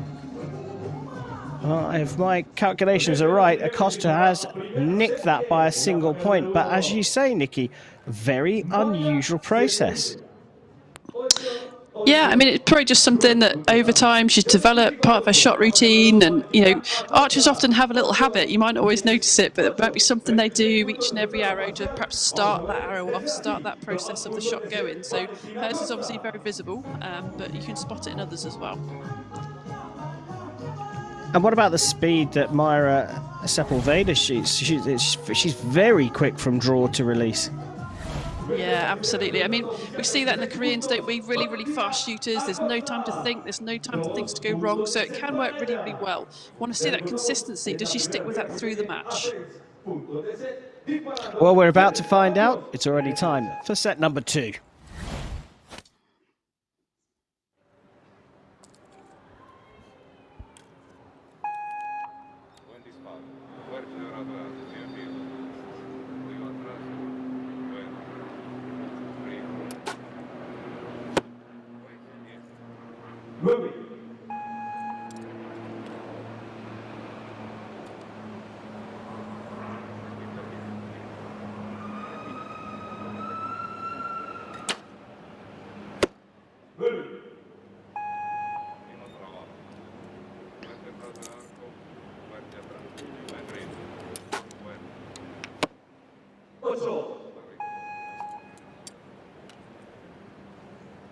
I think it might be a real calming mechanism for her to use this before each shot. You kind of shake off any nerves before you start.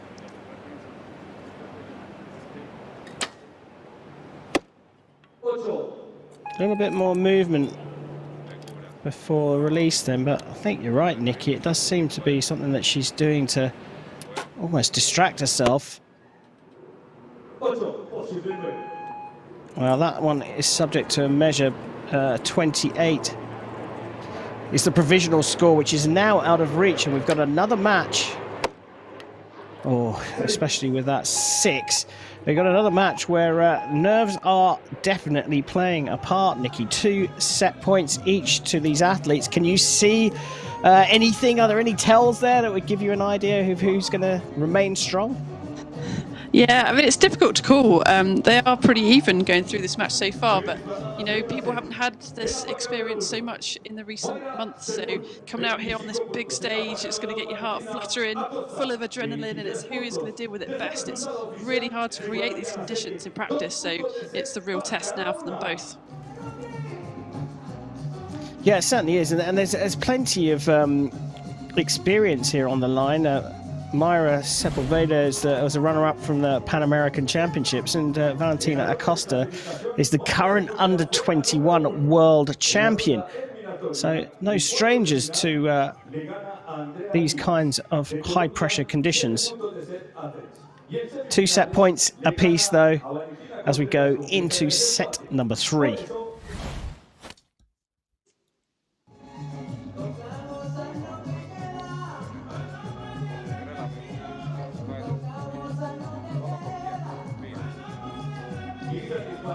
Line judge is ready. The range is clear. It's time to see who can eke out a lead in set number 3. Mayra Sepulveda of Colombia up against her teammate Valentina Acosta, and it will be Sepulveda to shoot first in this 3rd set.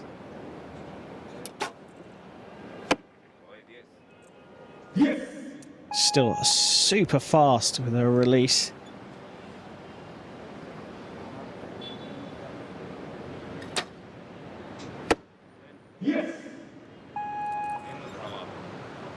Both finding the middle of the target.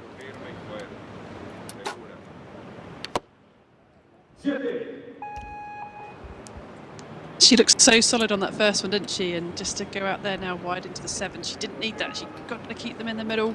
Such a tight match.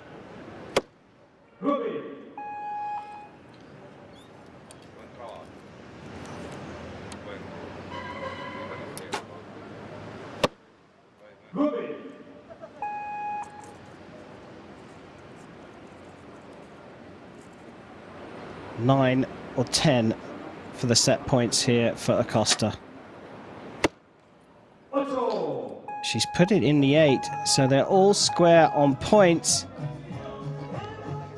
Unless my maths is completely wrong. Sorry, I apologize. She's got a 27, so Acosta does indeed get the set points for a 25, because of course that's 7, the second shot from Sepulveda. As you said, Nikki, she didn't need that. Yeah, that just dragged the set down really for her. So, you know, at this level, you've got to try and keep them in the gold as much as you can. And, you know, it's just lost to that set, but all to play for. This is 4-2 in the match. Yeah, it certainly is all to play for. I mean, look, they both shot really confident first arrows into the 10 ring, and then both drifted off. It was just that Sepulveda hit a 7 and a 9 to a 9 and an 8 from Acosta. So still very little to tell between the two, but it is Acosta with the 4-2 lead as we go into set number 4.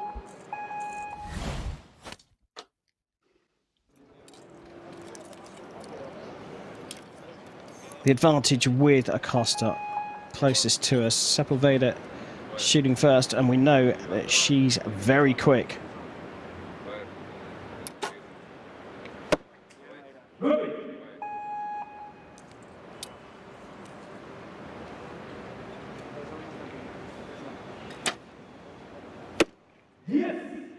There's a quick release from Acosta that time as well.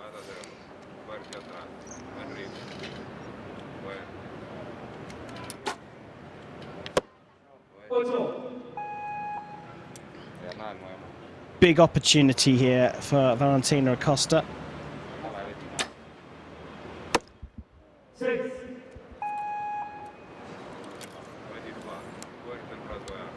Ouch, I think is all we can say about that one. A 10 puts this out of reach. It is a 10. A 27 for Sepulveda. Recovery shot into the 9s. So 25, and it's 4 set points apiece. You can't predict anything here, Nikki, can you? No, it's swinging both ways at the moment, isn't it? Now 4-all. It's just really interesting. This is what I love about the set system. You know, you don't know who's going to win each end, so it just keeps us on our toes. Yeah, it really does keep us on the toes. But what's curious to me is that the number of shots that are going out into the 6s, and it just seems to be that it is down to consistency, but that's being affected by nerves. Yeah, they pair of them do look a little bit nervous, and like we said, we'd expect that to some degree as well. Trying to get these conditions in your own training is really hard. So they're just going to stick to their normal processes, do their normal shot, and you know, hope that it goes as close to the medal as possible. Yeah, I think that's very much, there is a little bit of hope going on here. Can you call it either way at this stage? Oh, I wouldn't like to call it, if I'm honest. It's just so tough. Oh, well, let's get straight back to it and set number 5.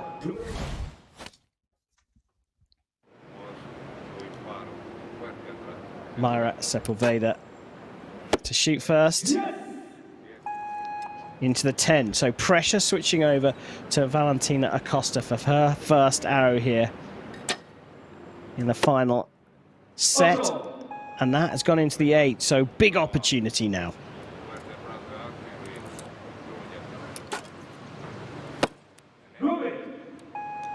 She looks so calm, doesn't she, on the line? Her facial expression, nice and relaxed. Can she keep this going?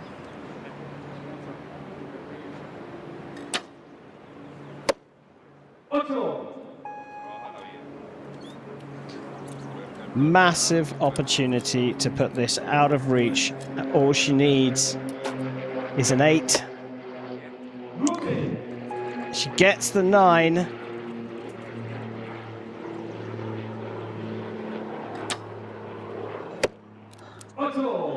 And falls into the 8 for a third time in this set for a 24.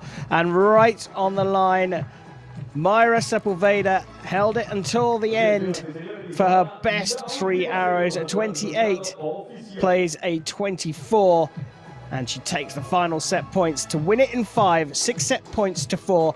Mayra Sepulveda takes gold here in Medellin in the recurve women's discipline. The archers there fist bumping, as has become the way as we return to competition. Valentina Acosta, the under-21 world champion, collects the silver medal, but it's gold for Mayra Sepulveda. Nikki, it was another match that just went to and fro. It was impossible to say, and nerves, I think, really played a part. But in the end, it was a great last 3 arrows from Mayra Sepulveda. Yeah, it really was. Just so up and down. Each archer, you know, have good arrows and not a good arrow in the set, enough to pull them down. But those last 3 arrows from Mayra, they just looked so solid. She looked confident facially. You could see everything was falling into place, and she just took that last set and the match. Yeah, and I know you coach at a very high level, and you're always talking about consistency and sticking to your process. And what we've seen here is another example of someone who's just stayed and remained calm and disciplined and trusted in their process. That's right, yeah. So, you know, just do the same thing over and over. Whatever you practice in your practice time, bring that with you to competition. Well, let's hear what she has to say. Sí, claro, estoy bastante nerviosa, pero logré controlarme y tener unos buenos disparos y poder quedarme con la medalla de oro. ¿Cómo describes las sensaciones del partido y el enfrentarte a tu compañera de equipo Valentina? Sabía que era una contrincante muy fuerte, conozco las condiciones que tiene Valen y sabía que era una rival fuerte, pero igual he disparado muchas veces con ella, me ha ganado y le he ganado. En esta ocasión logré ganarle y tener buenos resultados. Muchísimas gracias, Mayra. Well, I stand to be corrected. My Spanish is not perfect, but I think she was talking about remaining strong throughout. And no time to rest on that. It's time to get on with the recurve men's bronze medal match. Donde estamos viendo las finales del ranking mundial y el Panamericano Juvenil Medellín 2021. A continuación, vamos a ver la disputa de la medalla del bronce en el arco recurvo masculino. En la paca número 1 y representando a Colombia, Jorge Enríquez. En la paca número 2 y representando El Salvador, Oscar Ticas. La juez del partido, Talía Rojano. So here we go for the recurve men's bronze medal in Medellin. El Salvador. And it's Jorge Enriquez of Colombia on target number 1. And Oscar Ticas of El Salvador, who will shoot first on target number 2. Oscar Ticas spoiling the all-Colombian party here in the recurve medal matches. The only non-Colombian to appear in both the men's and women's bronze and gold medal matches. And he'll get this bronze medal match underway.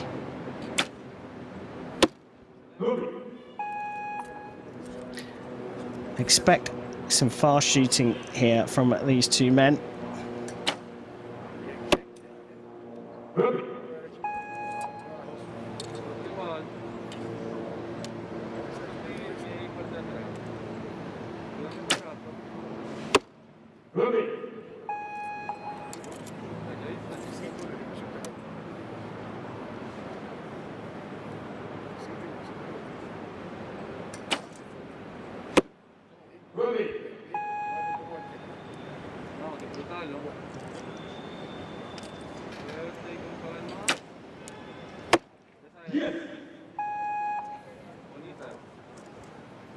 So a 28 for Ticas, can be matched by Enriquez.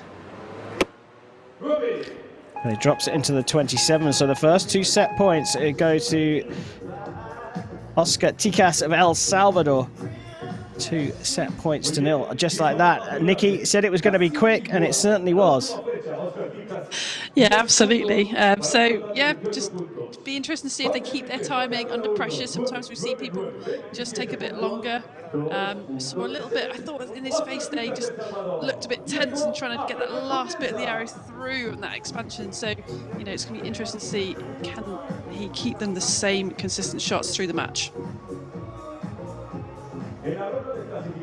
Well, he's certainly used to pressure Jorge Enriquez of Colombia. Trailing by 2 set points, he will shoot first in the second set.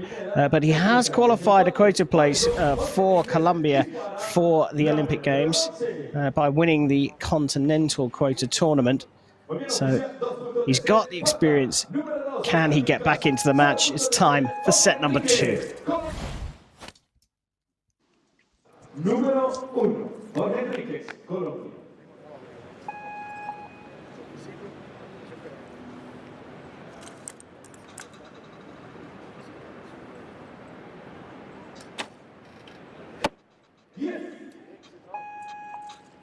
Couldn't have asked for a better start. Shooting first, putting the pressure on his opponent, Oscar Ticas.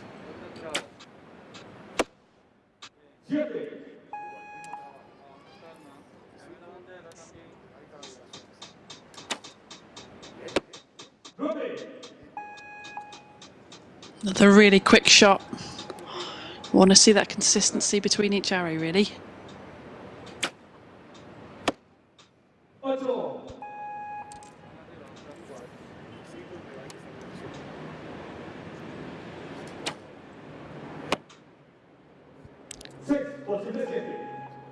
Wow, there was an opportunity there. Finishes with a 26, potentially. Waiting for confirmation. Well, it's a 24 for Ticas. I think we're going to have to wait for confirmation of that final arrow from Jorge Enriquez. Another curious one. Both shooting well in the first set, and then a little dip in form in the second, Nikki. Yeah, I mean, I think they both went high kind of left, and I wonder if there was a factor of wind on the field or anything like that, but we haven't seen too much blustery conditions here. But, yeah, I mean, looking down the field now, the windsocks are pretty still, aren't they? Yeah, I'm with you on that. Certainly with Ticas, the first 2 arrows going pretty much on the same line in terms of vertical. They were along the same height. Difficult to say. The conditions may be changeable with the wind, but it does look fairly calm there. Another curious set here in Medellin.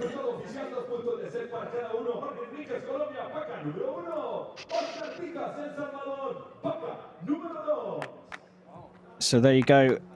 The points being confirmed for Jorge Enriquez, and we're all square at 2 set points going into set number 3.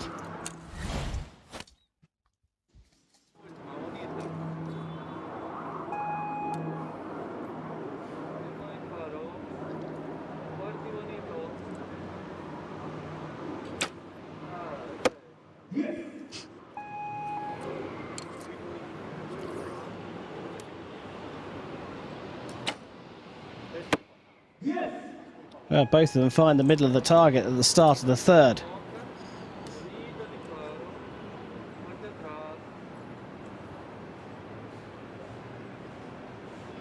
Bit of a longer hold now, though, on this shot.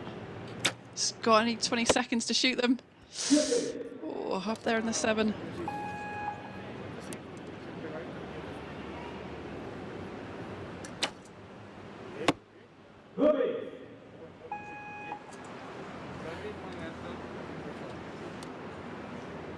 So a little bit of pressure now on Oscar Ticas. Needs to put a big score down. Gets better into the 9s. 26 can be matched with a 7 here for Enriquez. And he's put it into the 9, so he gets the set point. So having trailed by 2 set points, he's won back-to-back sets, the Colombian, in this bronze medal match. And Jorge Enriquez leads 4 set points to 2. And significantly has had a turn in performance, a 10.99, Nikki.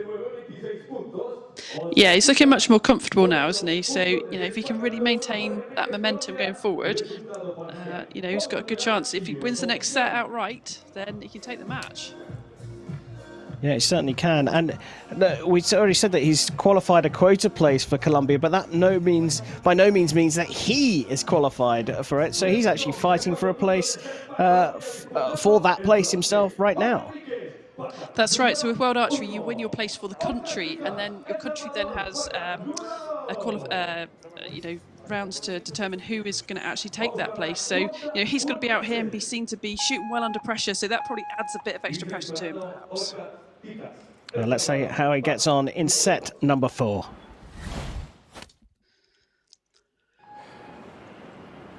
So trailing now, Oscar Ticas from El Salvador will shoot first.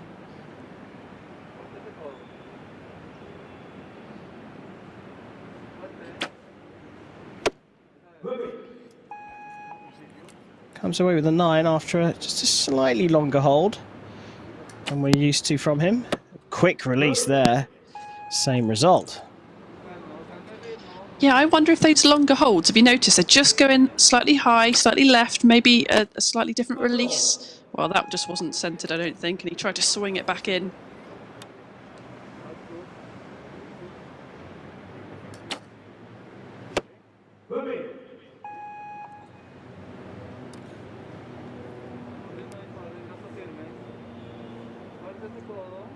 Needs a good shot here.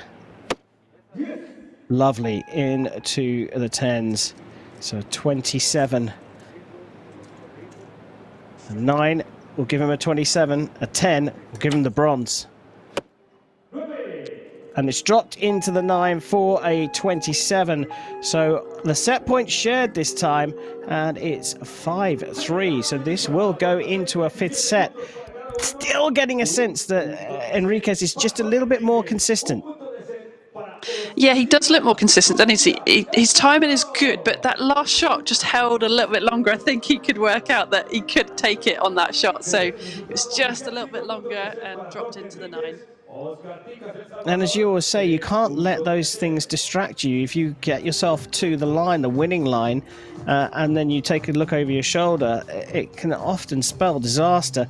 He salvaged a point there, but did have a big opportunity to take it in 4 sets. Now he'll have to battle through in a 5th set, but of course all he has to do is match his opponent who will shoot first. Let's find out who's going to take the medal here in Medellin. It's time for set number 5.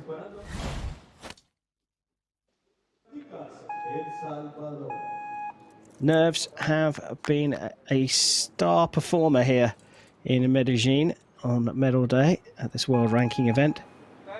Oscar Ticas trailing by 5 set points to 3, shoots first for El Salvador.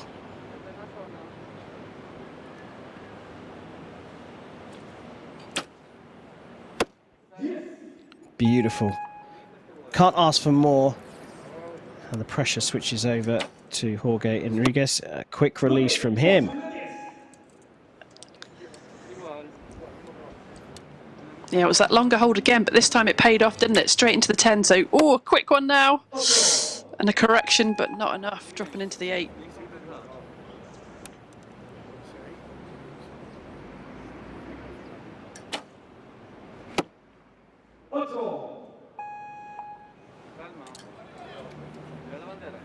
Well, the points will be Ticas's if he hits a 10 here.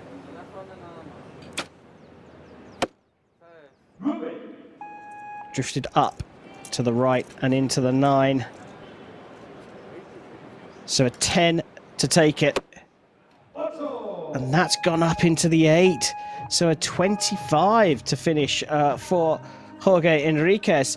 And it's Oscar Ticas who's fought his way back. This one has swung every possible way that it could have done.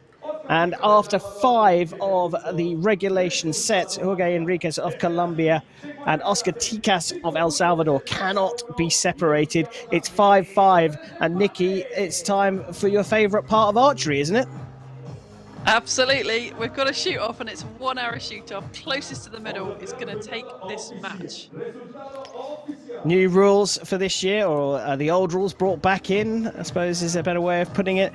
We're down to just 1 arrow in the shoot-offs now in world ranking events and World Cup events. So they'll clean the target faces. That means they'll take off the old ones, put on new ones. We don't want any of the blemishes from the previous 15 arrows in each target. Clean targets in case it goes to a measure, but it's down to who can be closest to the center. And at 70 meters under this kind of pressure, it is a tough ask to do it in 1 arrow.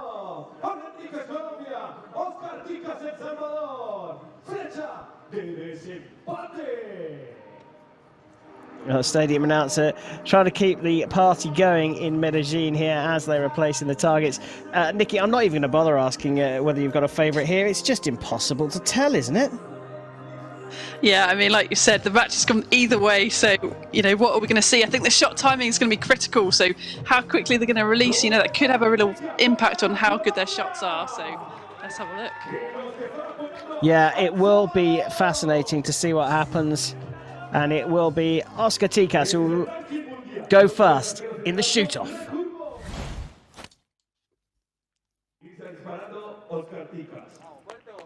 Pressure on. Bronze medal and a bag of ranking points up for grabs here at the City of Medellin World Ranking event. 1 arrow to decide the bronze medal. And it's Oscar Ticas of El Salvador to shoot first. Oh, perhaps the best shot he's done in the whole match, and he saved it for last. Big pressure on Enriquez now. Oh, and that's gone wide. He could have called it an 8 in the ground, but it's not. It doesn't matter. It was a 10 and a superb shot from Oscar Ticas of El Salvador. He came to spoil the Colombian Recurve party in Medellin, and he's done just that by getting on the podium here at this world ranking event. Oscar Ticas takes it in a shoot-off, 6 points to 5. Well, he certainly saved his best till last, the El Salvadorian. Wow, wow, wow. I mean, that was just like, you saved those up to bring them out on those shoot-offs. That was just absolutely incredible. Well done to him. Because, yeah, the high pressure and, you know, 1 arrow, that's all you got, and he brought it. Fascinating, fascinating stuff. Brilliant bronze medal match.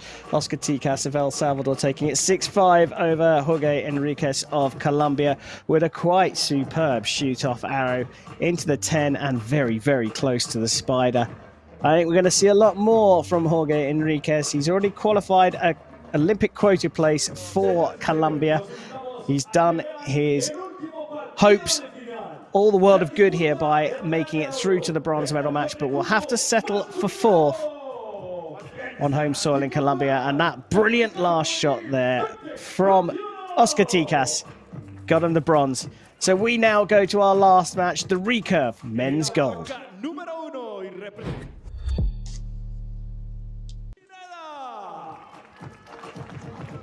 En la paca número 2 y representando también a Colombia, Santiago Arcila.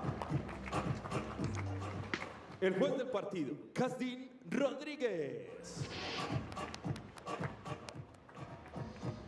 Inicia disparando paca número 1. Daniel Felipe Pineda, Colombia. So here we go. It's time for the last action here in Medellin, the Recurve Men's Gold medal match. And it's, again, back to the all-Colombian fest. Daniel Pineda on target number 1 will shoot first up against his compatriot Santiago Arcila on target number 2. It's time for set number 1.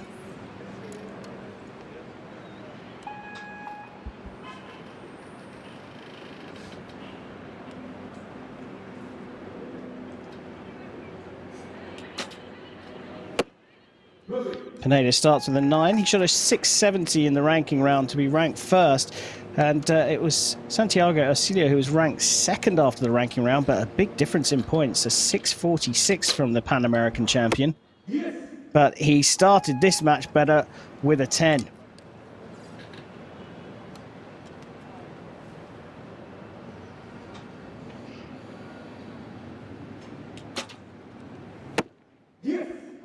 Bit of a longer hold, but it paid off on that shot.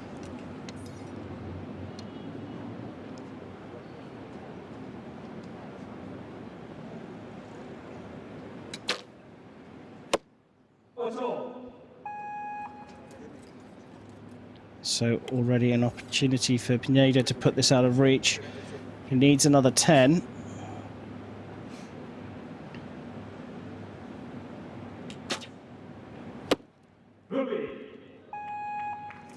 So 28 for Pineda, 10 required to share the points for Arcila.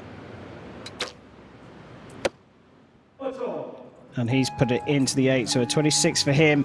The first 2 set points go to Pineda. Very fast shooting here in this Recurve Men's Gold Medal final. And it is Daniel Pineda who's the Colombian with the lead. Anything of note there, Nikki, in that first set that you think might play a factor in who takes the gold here? I mean, what was interesting with Daniel, his technique, I want to look at this a bit more. The way he draws the bow, his arm seems to come inward and then outward again. So it's quite an interesting draw, but he might be using that to get more back tension into the anchor of the shot. So yeah, it's really interesting. Something to look out for as we get ready for set number 2.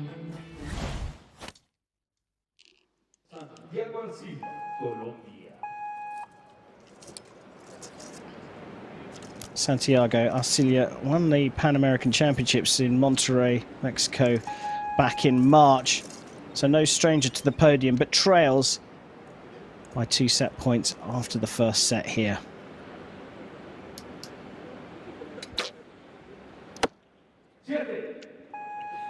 And already a mini opportunity for Pineda. And as Nikki said, have a look at this draw.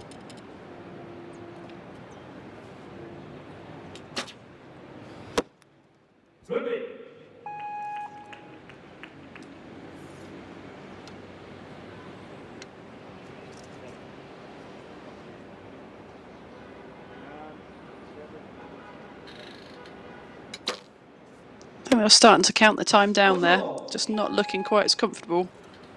But yeah, this draw slightly inside and then comes to the anchor, slightly outside again.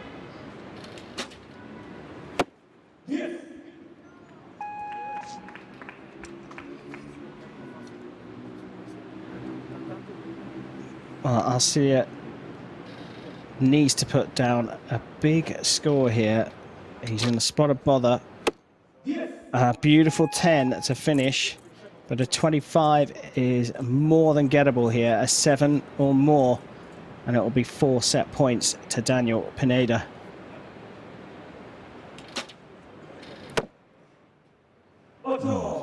looks right on the line. It's enough for the points. 27 for Pineda and 4 set points in the lead. It goes so fast, Recurve Archery, doesn't it? Yeah, it really can. I mean, one more win like that and he could win the match 6-0. So his compatriots really got to get himself back in the match. That last shot looked really solid, that 10. So I think he's calmed his nerves. I think he already knew that he probably couldn't win that set. So let's see if he's back on track. And as an archer, a Recurve archer with the set system, is it a goal? Is it an ambition? Is it a target to try and do each match in 9 arrows? I don't think you can control it. I think, you know, you just got to go out there and, again, stick to yourself. But, I mean, it's lovely if you can, because if you're moving through the rounds, you actually save a lot of energy. You know, these guys have gone through 4 or 5 rounds before, so you don't want to be taking it to the end of the match every time. Well, it could be done in 3. Let's find out. It is time for set number 3.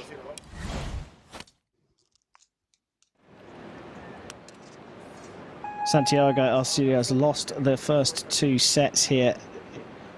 Will shoot first in set number 3. A little bit of a gust going on there, and he gets an 8, so that went a little higher. Notice the brim of his bucket cap was just blowing around. You can just see some of the stuff fluttering around in the background, and a mini advantage of a single point already for Daniel Pineda. Yeah, big debate on these bucket hats. You know, was it a regulation earlier in the year for World Archery? But he's really choosing to wear it. And they're really useful to keep the sun out of your eyes with a recurve, where you haven't got much room for the string.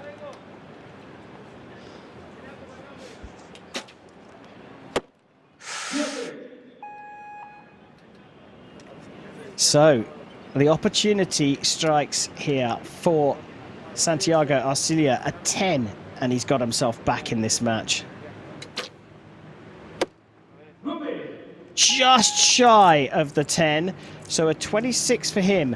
But pressure now on Pineda. He needs a 10 to draw the set points here. Oh, and he's got it just by the looks of things. All square in this particular set, 26 points each.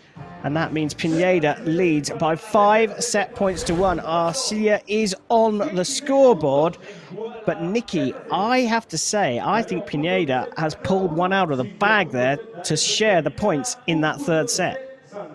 Yeah, it looked like he'd lost it, didn't it? And, you know, he just looked so unhappy with that middle shot. He knew that it wasn't right, went off into the 7. But, yeah, to come back and shoot that 10 to split the points, he'll be really pleased with that. Yeah, and I mean, it's not just about splitting the points. It's about it's when that occurred, because he now goes into the 4th, potentially, and the 5th set, knowing that all he needs is a point. All he has to do is draw a level. It takes a little bit of pressure off, doesn't it? Yeah, that's right. I think it does. You know, you haven't got to outshoot them. You've just got to be as good as them. Well, let's find out whether Daniel Pineda can be as good as Santiago Arcelia in set number 4.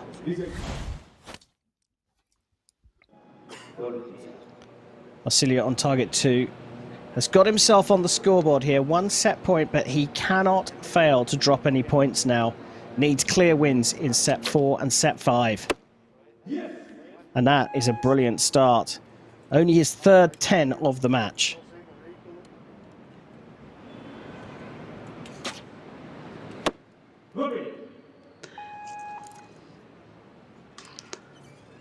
Just starting to see Daniel becoming a bit uncomfortable, I think. Not so happy with these shots, so...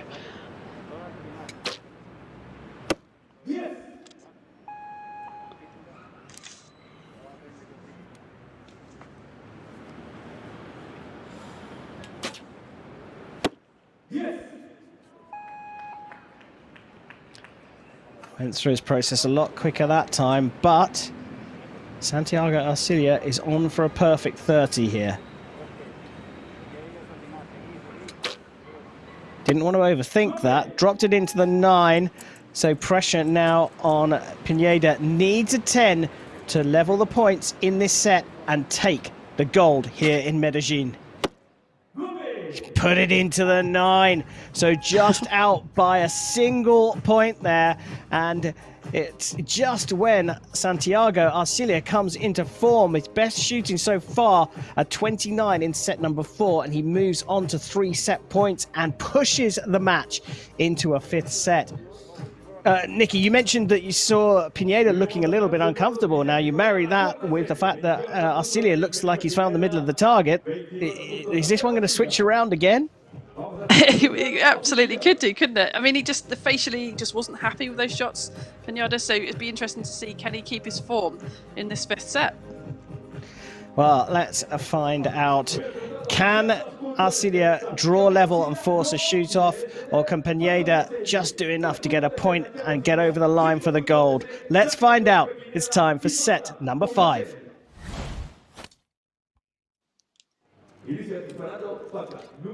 Loads to play for here. The Pan American champion, Santiago Arcilia of Colombia, closest to us, will get the 5th and final regulation set underway. Needs the points again to force the shoot off.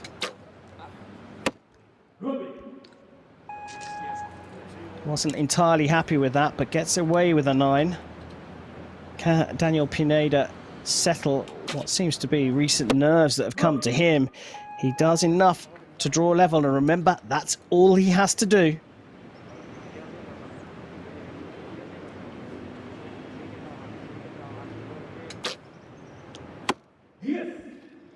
A slightly longer hole, but really back in the middle was exactly what he needed to put that pressure on.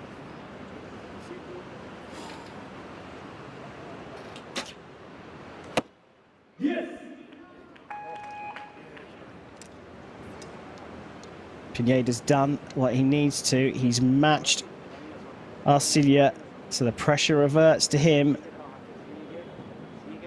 You can see the wind blowing him around a little bit there. Not what he needed for this 15th arrow. Didn't look happy with that, and that's pulled all the way out into the 6. And I think he's on a 25 here. Big opportunity for all the points and the gold medal here in Medellin. Pineda puts it in the 8, but it's more than enough. A 27 takes him into the lead in the 5th and final regulation set, and he wins the Recurve men's gold 7 points to 3. What a match. Nikki, another one to dissect there. Just when Arcilia looked like he was coming back into form, what does he do with his last arrow? He pulls a 6, but the wind definitely picked up. Yeah, I think he was just really, really unlucky there. We could see his hat literally blown across his head, and that was really uncomfortable for him. He took much longer. He held onto the shot. He tried to steady himself. He didn't have time to come down and start again, which he would have done in the qualification round with much more time. He had to execute it, and yeah, unfortunately, a 6 was not good enough. Yeah, well, you have to say Daniel Pineda, who's confirmed as the Recurve men's gold medalist here in Medellin, did the running early doors, and all he had to do was match his opponent in the 4th and the 5th. He did just enough in the 4th, but it took 5 to take him to a 7-3 lead and the gold medal on home soil.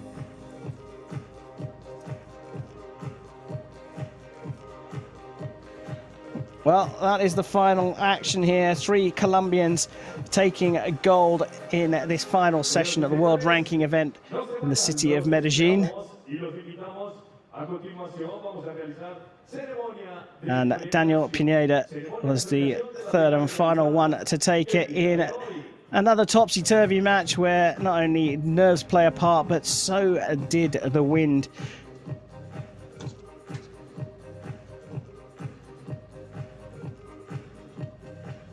Well, we're just waiting for our gold medalist lined up for his interview. Daniel, felicitaciones. Here we Un go. partido bastante reñido, pero al final se te dieron las cosas. ¿Contento? Bueno, sí, la verdad, contento con el resultado. Siento que pude haberlo manejado un poquito mejor. En algunas flechas me sentí un poquito nervioso, pero igual se me dio el resultado. ¿Cómo lograste no dejarte desestabilizar y aún así continuar y ganar el partido? Bueno, simplemente hay que enfocarse en tu trabajo, en la técnica, y creo que eso fue lo que me ayudó. Muchísimas gracias, Daniel.